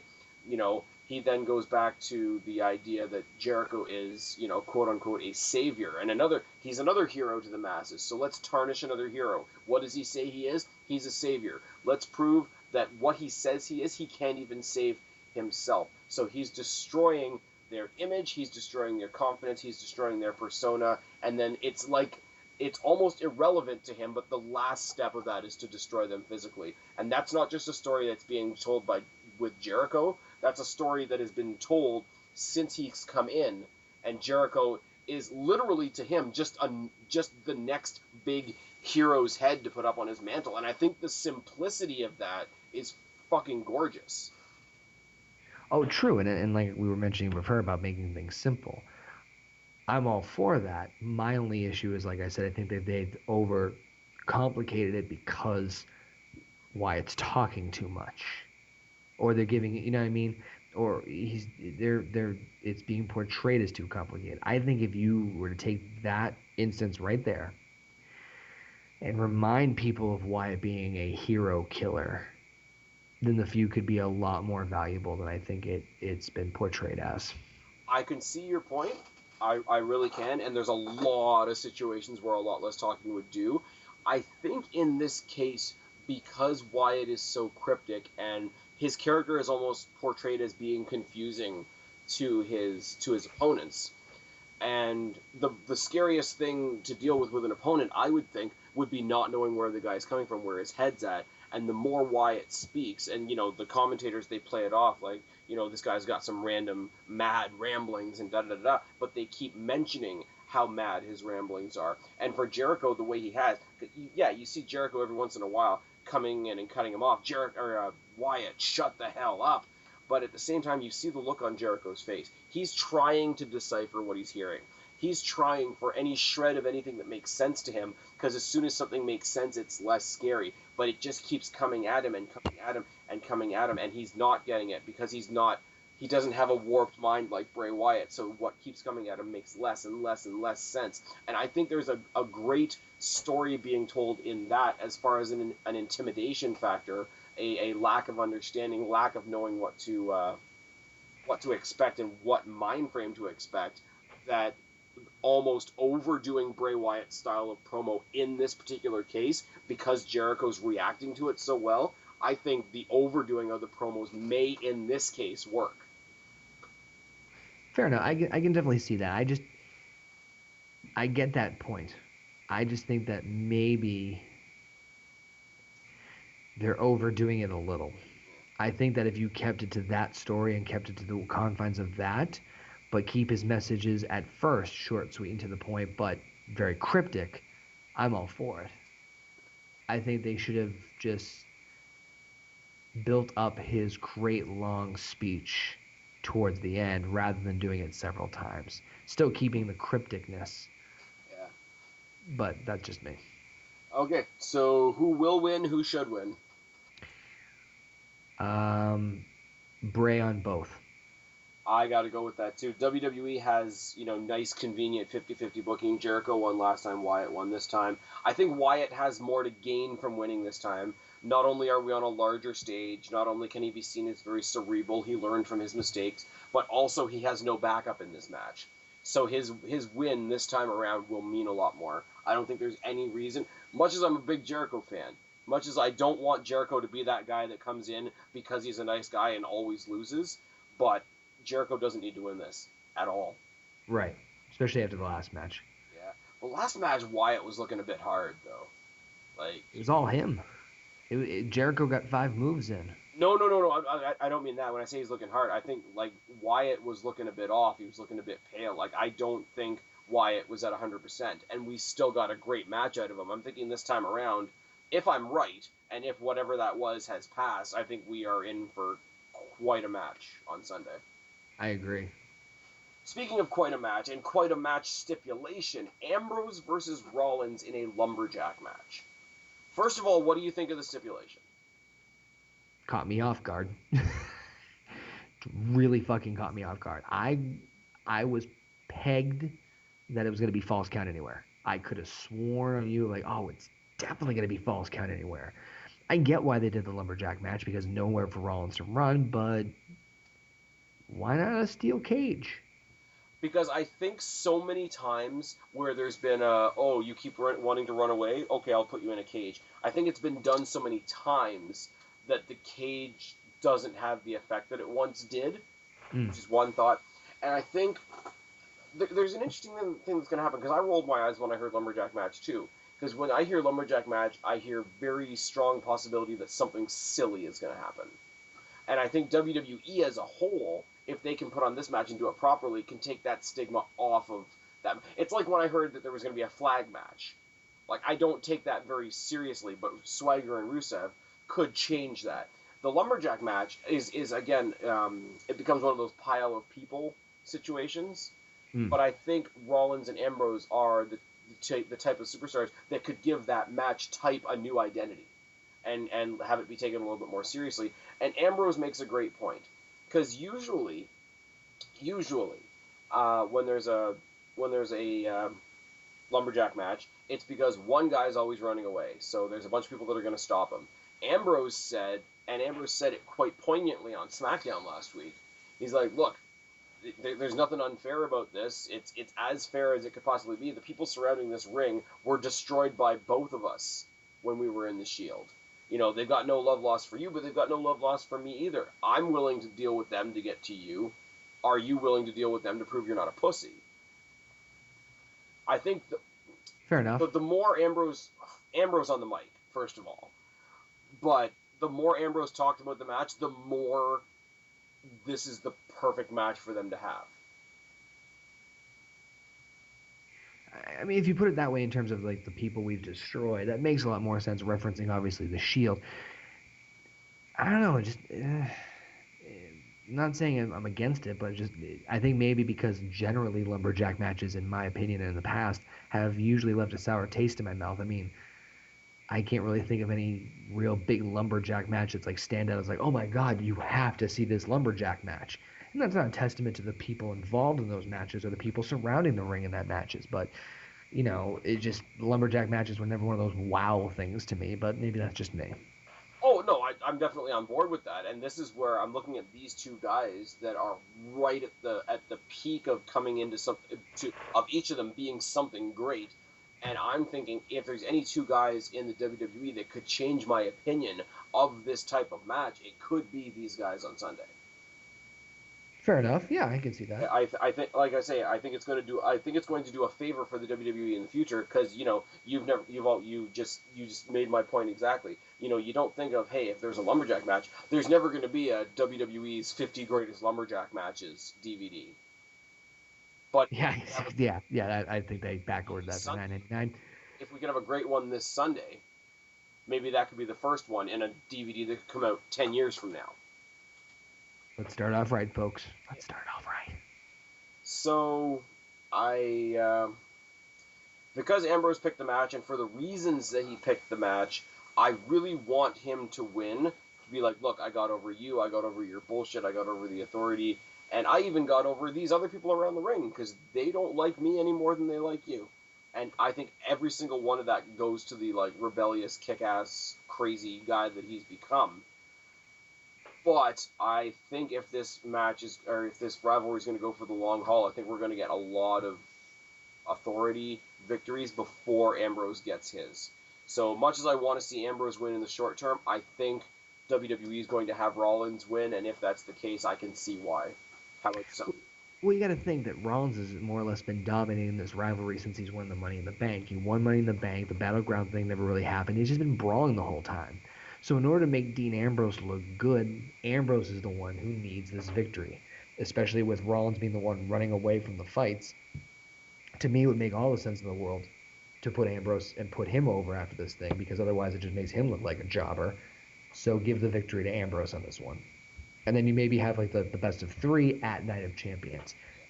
I'm willing to bet only because it is the Night of Champions, and if they're not going to have a championship match, they should at least have a match with championship implications. These two in a ladder match for the briefcase at night. I'm on the fence about that, and the only reason I say I'm on the fence about that is because what he did to the briefcase on Raw. Because he showed that he clearly does not give a shit about what's about the briefcase, because he ripped up the contract and he prepared to go to the movies by pouring soda and popcorn in JBL's hat. See, here's the thing. I don't think that was the message, though. You're fully entitled to your own interpretations, obviously, as most people are in the IWC. But I think Ambrose. I don't think it was a matter of he doesn't care about having the briefcase himself. I think it was more a physical interpretation of his promise to Rollins, which is every time you try to cash this in, I'm going to spoil it. How am I going to spoil that? By literally spoiling the briefcase on you. I don't think it's a case that if he had a chance at it, he wouldn't grab it with every fiber of his being. I think it was more to reinforce that promise that he made a couple weeks ago on Raw. Fair enough. I mean, again, I think they should naturally fight for it, but I maybe at the same time, Ambrose should be showing that he covets more sides of wanting the briefcase. But ultimately, through this entire thing, it's never been about the briefcase. Never. He fought Rollins in the Money in the Bank because he wanted to take out Rollins. He didn't want the briefcase. Okay, he fought Rollins. But to your point there, it's not about the briefcase. It's about Rollins. But what does Rollins covet more than anything else? Don't take the briefcase because you want it. Take the briefcase because Rollins covets it. Take the briefcase because that will damage Rollins' relationship with Triple H and therefore Rollins' ability to have all the special treatment, all the backup he needs, and whatever. Take the briefcase from Rollins and fuck up his life. And, the sugar or the icing on the cake is the fact that you might get a title shot down the line. Fair enough. I see your point, though. Anyways, my heart wants Ambrose to win. The logical part of me says Rollins is probably going to win. Well, even more so, because if they're going to do that Night of Champions for the briefcase, it would make more sense for Ambrose to win at SummerSlam and then Rollins to retain the briefcase, in theory. Yeah. I mean, my theory right now is Brock Lesnar beats John Cena. Brock Lesnar wins a rematch later on down the line. Brock Lesnar defeats a returning Daniel Bryan, which makes the Lex Man cry. Goes on to WrestleMania. Roman Reigns wins the Royal Rumble. He defeats Brock Lesnar at WrestleMania. He becomes the one that beat the one in 21-1, has a shining moment, and we end WrestleMania with Rollins cashing in and winning. That's a nice segue into the main event match. Yeah, we got one more match before that, though. Oh, yeah, Miz and Ziggler. Both of these guys need this match. Yeah, this one's toughy. The limited amount that people take the Miz seriously literally makes me sad. Because I know why, because WWE has given him hot, cold booking forever now. I still think there is a major blockbuster main eventer in The Miz if they tap into it properly. Well, I mean, they're obviously giving him the rebooted old Rock gimmick of the Hollywood celebrity, which I love. I think it's a great move for him. See, I think he's doing more with the Hollywood Rock gimmick than The Rock did, in the sense that he's twice as cocky. The Rock had a reason to be full of himself. He literally left WWE, went to Hollywood, and was a success. The Miz is walking around with that kind of confidence because he's been in a couple WWE Films movies. Yeah. So the contradiction of that makes him come across even more cocky and makes it even more effective. You think you are so much for doing so little. The Rock thought he was big because he did, in fact, go out and make himself big. The Miz has such an inflated sense of ego that a part 3 and a part 4 of a WWE film series makes him a star. I think he's playing it off fantastically. The whole moneymaker thing is a gas. Oh yeah, hands down.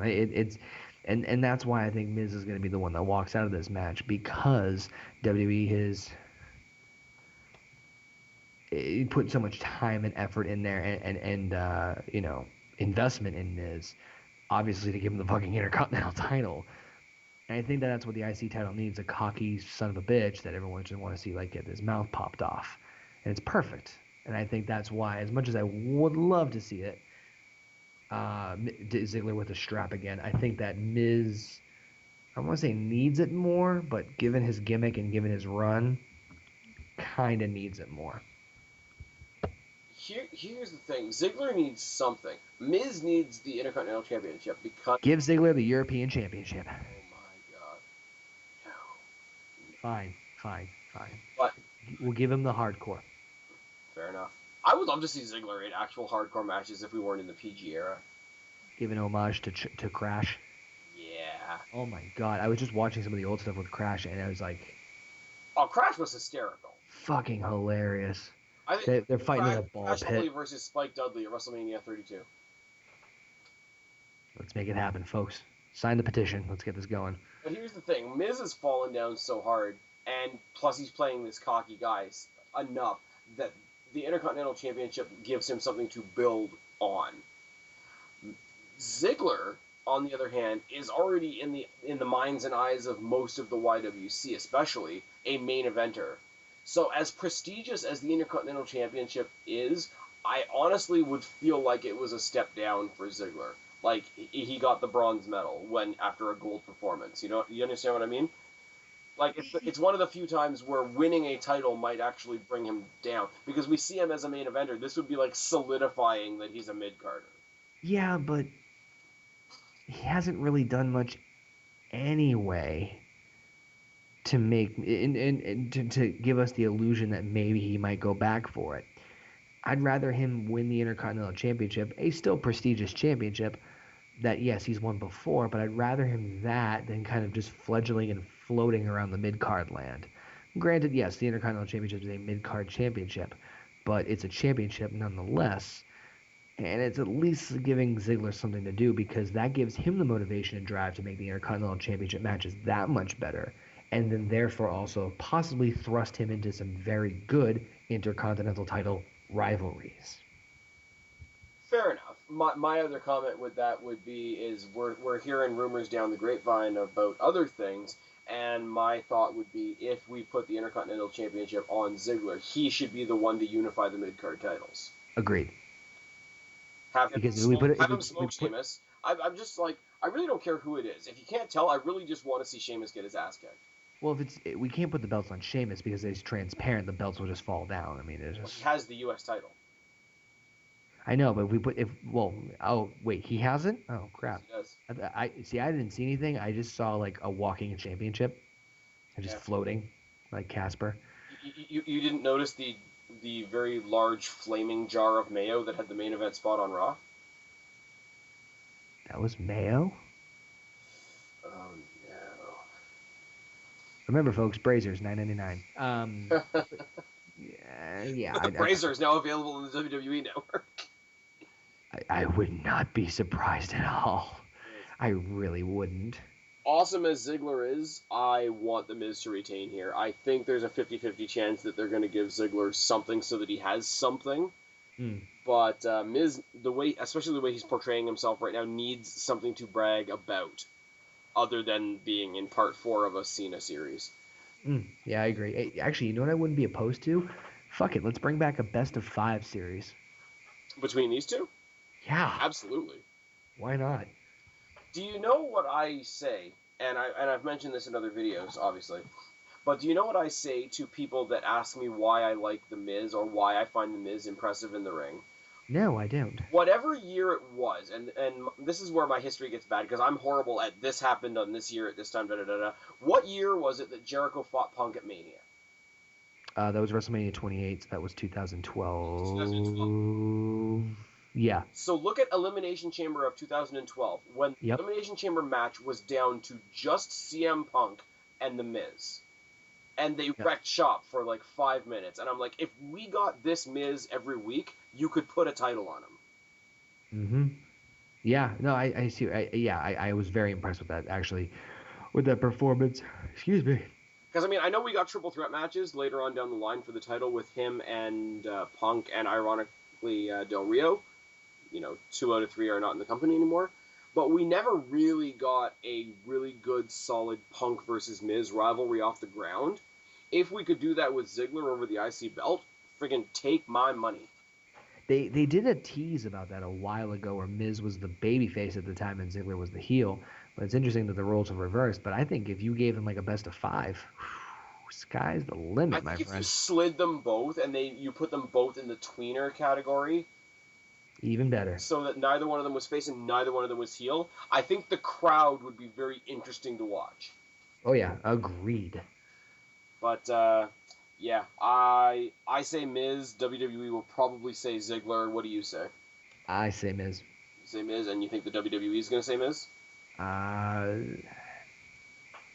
I'm afraid I've got some bad news. No, Oh, no. Wasn't it I'm. something when they established a new Intercontinental Champion that friggin' Bad News Barrett was supposed to come in and present it? Yeah, that happened. Um, I'm afraid that WWE is gonna pull the 24-hour rule, which is Ziggler wins, Miz wins it back in 24 hours. Which, to be honest, Would lead into the best of 5 series if they were going to do that. yeah, I wouldn't be opposed to that. One of the things that I think doesn't happen enough, and it should, at least at the mid-card level, is more frequent title changes. Not like every month, but like every so often, because that's what the Attitude Era used to do. The Attitude Era, you'd see the Intercontinental Championship change hands multiple times between pay-per-views. I remember one time there was like 3 different Intercontinental Champions between September and October. 3 different ones, and you don't see that anymore. Wouldn't be opposed to seeing that again, maybe a little bit restructured, but But yeah, I would definitely. I think Miz is gonna walk out this one, but I think I want Miz. I think it's gonna be Ziggler. And I mean, let's be real. If the proper booking was behind this, this could be a pay-per-view main event. Like these two. Oh, hands down. Like, title or no. Oh yeah. Like, if they'd been built properly from the time they came in, and if they hadn't had stuff. Like, Ziggler had stumbles, obviously, with his health and whatnot, and Miz has gotten the worst yo-yo booking of anybody that I can think of currently. But if they had both been pushed and allowed to use their respective tools properly, this, by now, could be main eventing pay-per-views. Oh yeah. Give it. I'd say if they were really behind them, give them a year. This could be a main event. Oh, yeah. I mean, once we get, like, the Golden Boys out of there, I mean, like, I'm an Orton fan, but get Orton out of there, get Flaming Mayo out of there, get the Golden Boy out of there, get all the guys out that are, like, above the roster, like Lesnar, freaking Rock, all those guys, and just, I don't know, cut your roster in half and give the top half of it a vacation and let the bottom half show you what they can do. Like, Hey, remember you 10 guys that we were drawing money with? Just go away for a while. Just go. No, just it doesn't matter where. Just go. but I mean, like, and I'm gonna go back to the TLC example, right? Like, we had that pay-per-view where there was no Cena, and not strictly because of that, but it was reasonably seen as one of the best of the B pay-per-views of that year. I'm obviously not going to take out the big names for one of the big 4 pay-per-views. That's ridiculous, obviously.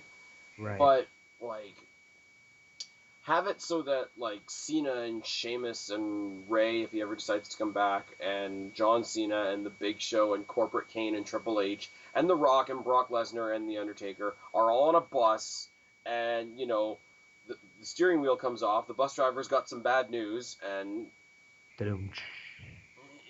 it should be what it should be. But, I mean, it's not going to happen. It's why I fear for, like, the NXT guys coming up, because it's like, these are great talents that we should push, but is Adrian Neville going to beat John Cena? No. Right. Yeah, exactly. That could be a whole other video, could it not? Oh, yes, and I don't have the energy to stab that much later. Okay, so then let's crank out the main event pretty quickly. Let's be realistic. John Cena should get destroyed by Lesnar on Sunday. I think he will, regardless of the outcome. No. I mean, like, victory-wise, he should be. Oh, yeah. I think Kimura Lock, rip off both his arms, beat him with them, and everybody goes home happy. Sounds good to me. Because, again, Brock Lesnar has the part-time schedule, so he'll be at, like, every other pay-per-view or whatever the hell it is with the championship. If we write Cena off with an injury, then we could start getting other stuff like this main eventing pay-per-views. But, you know. In all seriousness, yeah. I look at this and it's like, this should not have gone down the way it went down in 2012. We need to rectify it. Yeah, the more sad to say, the more times I see the Lesnar Cena match from Extreme Rules, they should not have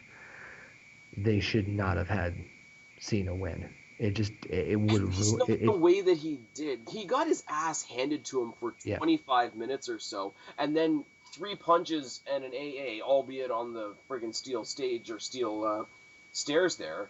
But like, you're telling me a loaded punch with a chain and an AA on a piece of flat metal beat Brock Lesnar, who busted you open in the first 30 seconds of the match. Fuck off. Oh yeah. And my glass of give a shit is empty. I'm sorry, I've run out of the fucks to give. The abacus to count the fucks that I do not give is huge. I just use a calculator. Hippie. Of fucks to give. Anyways, I really don't even know what to say about this match other than I want to see John Cena get destroyed. Which you probably will. His promo on Raw that made everybody else fucking like jizz their pants just pissed me off. His entire promo on Raw pissed me off. How so? He comes out, and I'm sorry, like, Triple H does it, it's one thing, he's a heel, he's supposed to piss us off. When John Cena says something like, hey, I know you guys all want me to turn, I know you guys all want me to turn, and I'm going to turn this Sunday, but it just means that, yeah, I've known what you've wanted for a long time now, I just haven't done it. Big birds to you. And it's like, he talks about a turn, and then the whole, him referencing his own heel turn is so bullshit. You guys all want me to turn, so I'll turn. But that means I'm going to turn heel because it's what the people want, and giving the people what they want is a face thing to do. True, but then on the flip side of that, there's also, you know, what you were saying about Triple H trolling the fans. Maybe that's the same thing he's doing to us as well. Yes, but he's portrayed as, like, the golden god babyface, so making him as a heel doesn't make sense, especially when they only put him up against heels. If they were putting him up against a tweener, like Punk, then yes, it would be golden, and I would give him the credit begrudgingly. But he's going up against Brock Lesnar, who has the white-hot heat of destroying The Undertaker's undefeated streak at WrestleMania. And I'm sorry, if John Cena, as he says on Raw, becomes the one that beat the one, I'm going to vomit. Violently. It's going to happen. It's all going right. to happen. And it's just when he starts talking about, oh, I know you guys are all sick of me wearing these t-shirts and coming out like a billboard and wearing these wristbands, then why the fuck are you doing it? The system. If it's so glaringly obvious what we want for so long now, oh my god, look at how these people have been talking about me turning for years. So you've purposely been burdening all of us for years. Douchebag. Brock Lesnar's the babyface in this situation. Yeah, which is an interesting twist. Heyman rapping on Raw was also epic. My idol.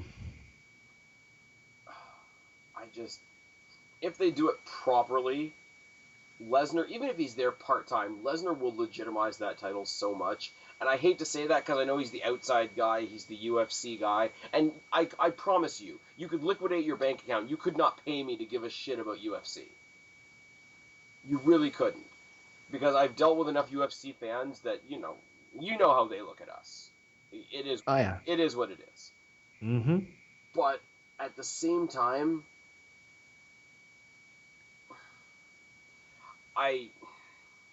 Brock Lesnar's not a great character into himself. But Brock Lesnar, you know how I said before there was a lot of symbolism in Cena versus Punk? There's a lot of symbolism behind Brock Lesnar, too. Brock Lesnar is our hero, whether we realize it or not. Because we do get a lot of shit. We get a lot of shit from people that watch other sports. He's the hero that wrestling needs, but not the one it wants right now. But not the one it wants to carry the title. Yep. Think about it, though. Like, even if, okay, kick out all the other sports, kick out all the other forms of entertainment. Just think of wrestling fans versus MMA fans. Yep. What do we get told all the time? Your shit's fake, our shit's real. Okay, let's take one of our biggest guys. He's going to fuck off for a while. He's going to go do what you do, own shop at it, and come back and gloat about it. That's why I respect Brock Lesnar. Not necessarily because I think he's a great guy. He's probably not. He's probably an asshole. Is he the greatest pro wrestler in the world? No. But he's gone, and he's carried our flag into enemy territory victoriously. And that's why I can get behind him. Fair enough. I can definitely see that. And that, combined with the fact that he's facing Cena, makes him the face. Interesting little way of twist. If Brock Lesnar fought Sheamus, he would be the face. Yeah. If Brock Lesnar fought Rey Mysterio and tossed him into the 5th row, he would be the face. Mm-hmm. If Brock Lesnar fought the Great Khali, there would be a broom needed. Yes. Yes, there would. Brock Lesnar versus Hornswoggle should be an Olympic event. It's called the midget toss.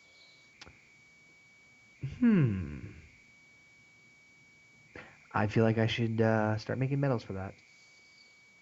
Maybe pennies? Nickels. All right, then we're getting somewhere.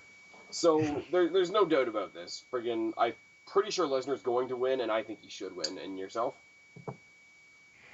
Yeah, well, actually, to be honest, I'm kind of on the fence on this one too, because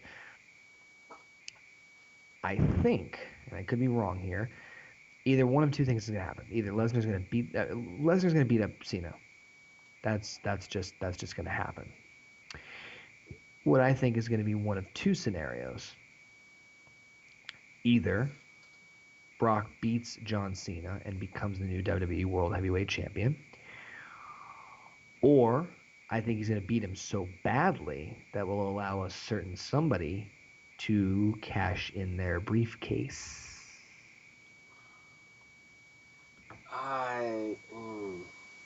Now, see, the only reason I don't like that is because any champion that loses their title automatically gets a rematch, and one-on-one they're not going to have Rollins go over Cena.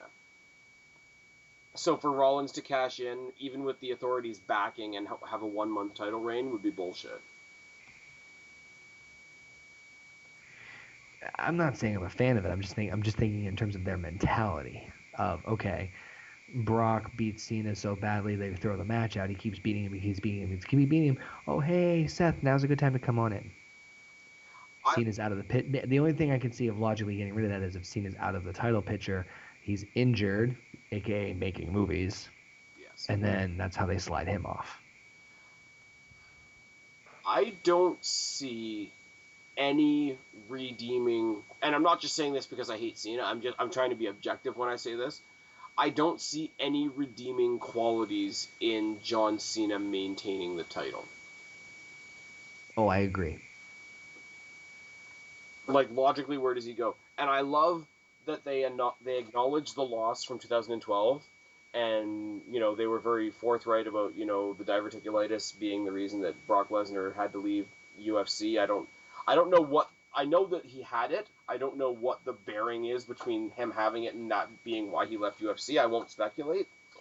But I think it explains away quite nicely the fact that Cena already has a victory over Lesnar, and it puts us back on that even playing field. And especially with that, so you kind of eliminate the fact that Cena's already beaten Lesnar once, and there's definitely no reason he should beat him on Sunday. Or no reason John Cena should beat Lesnar on Sunday. Yeah, and I agree.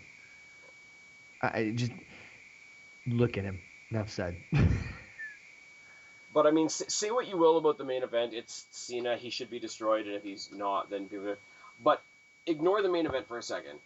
This has the potential to be one of the best pay-per-view of 2014 so far. Yeah, and one of the things I've said before is that, like, in general, I've always been kind of about the fact that SummerSlam has not been properly built up.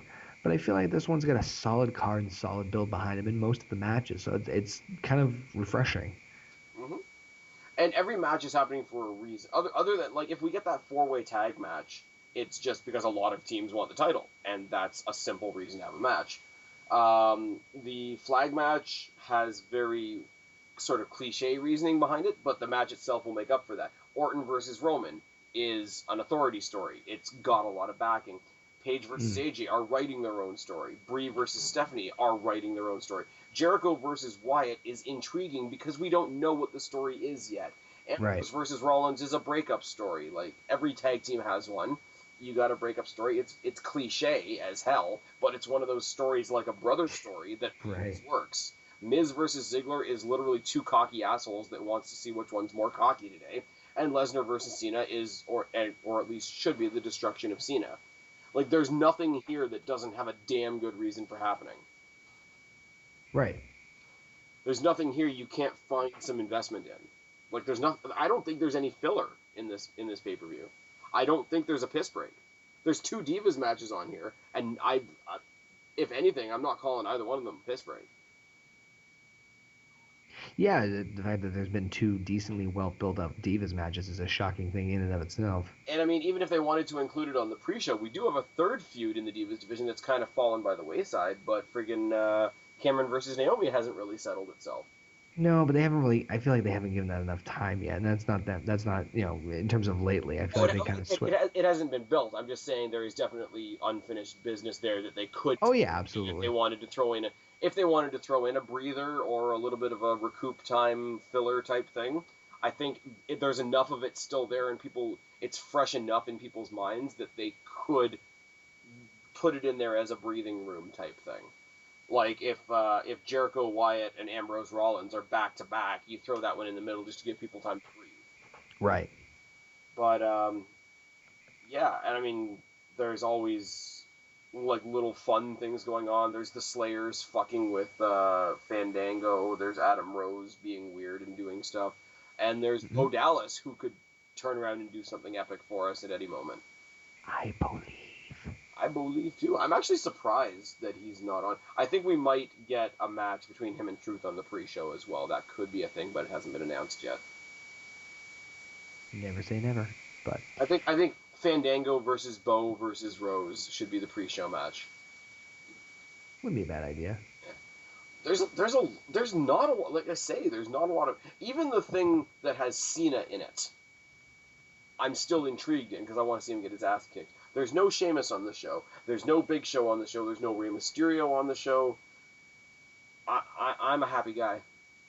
Any final thoughts on this thing before we got to wrap it up? Because it is redonkulous o'clock in the morning. Yeah, I'm about to pass out on you. I'm sorry.